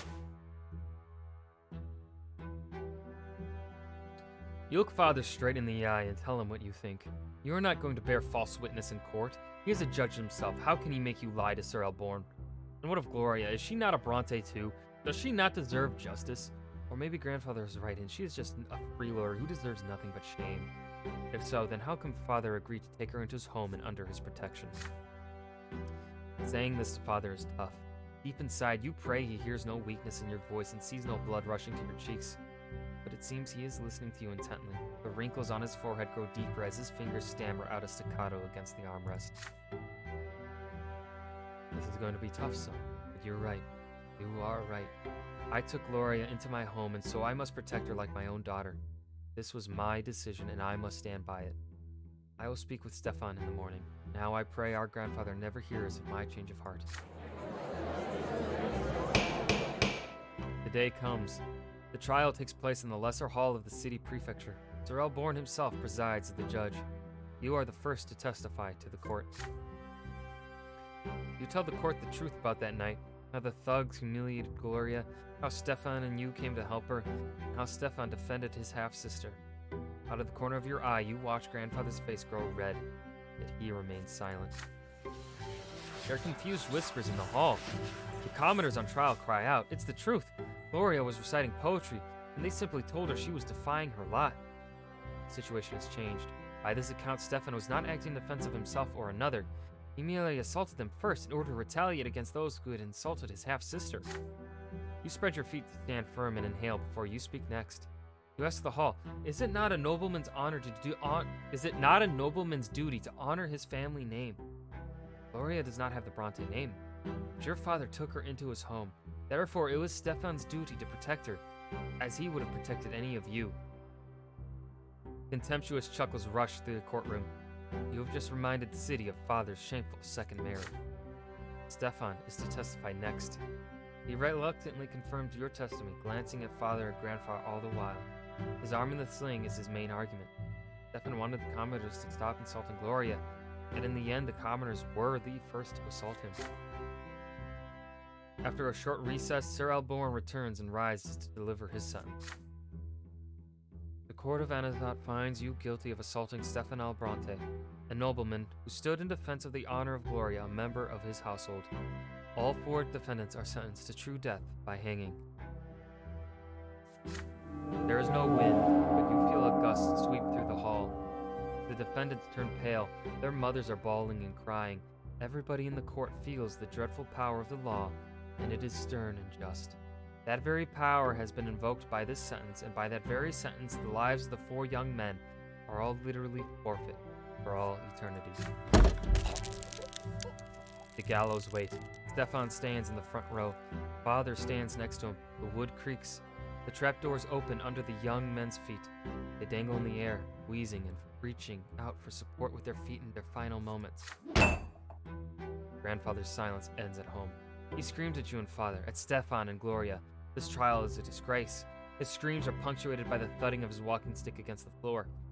Father says they had to defend their family. It would have truly been a disgrace if they had shirked their responsibilities.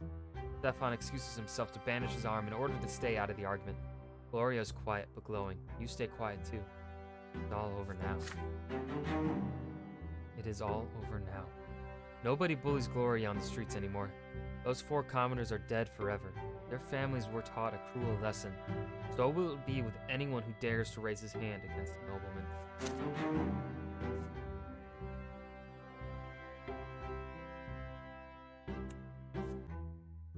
Huh. Okay.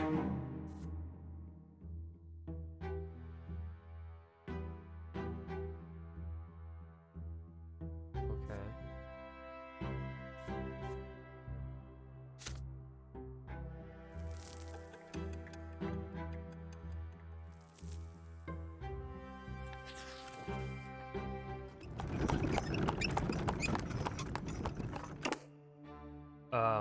I'm assuming it automatically saves because...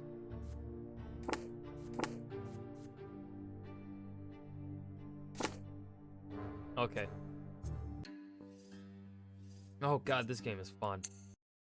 This game is a lot of fucking fun. Holy sh... Oh my god, I wasn't expecting to... Wow. Wow. My voice is fucking dead though. See. We raid with 2 viewers. I don't like raiding with just 2 people.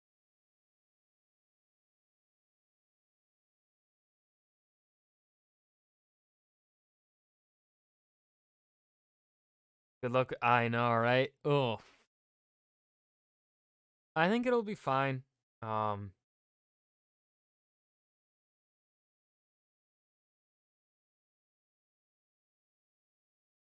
You know what's funny? All right, so one achievement is literally to just play the game or start the campaign because it's called Newborn. And only 96.4% of players have that achievement. Huh? What? Why do you buy a game and not even play it for a... All right, I shouldn't say that because I have games that I have never touched and will never touch. But still. Why do you buy an indie game and never play it? You know, I would... I would still.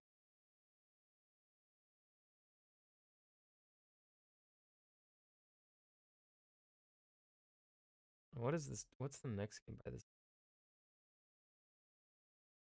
Mother of all...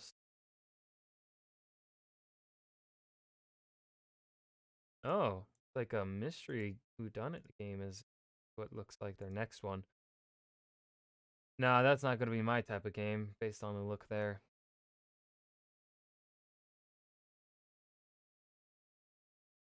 Gifts, maybe? Yeah, maybe. But still, I don't... Not gonna raid. Fuck,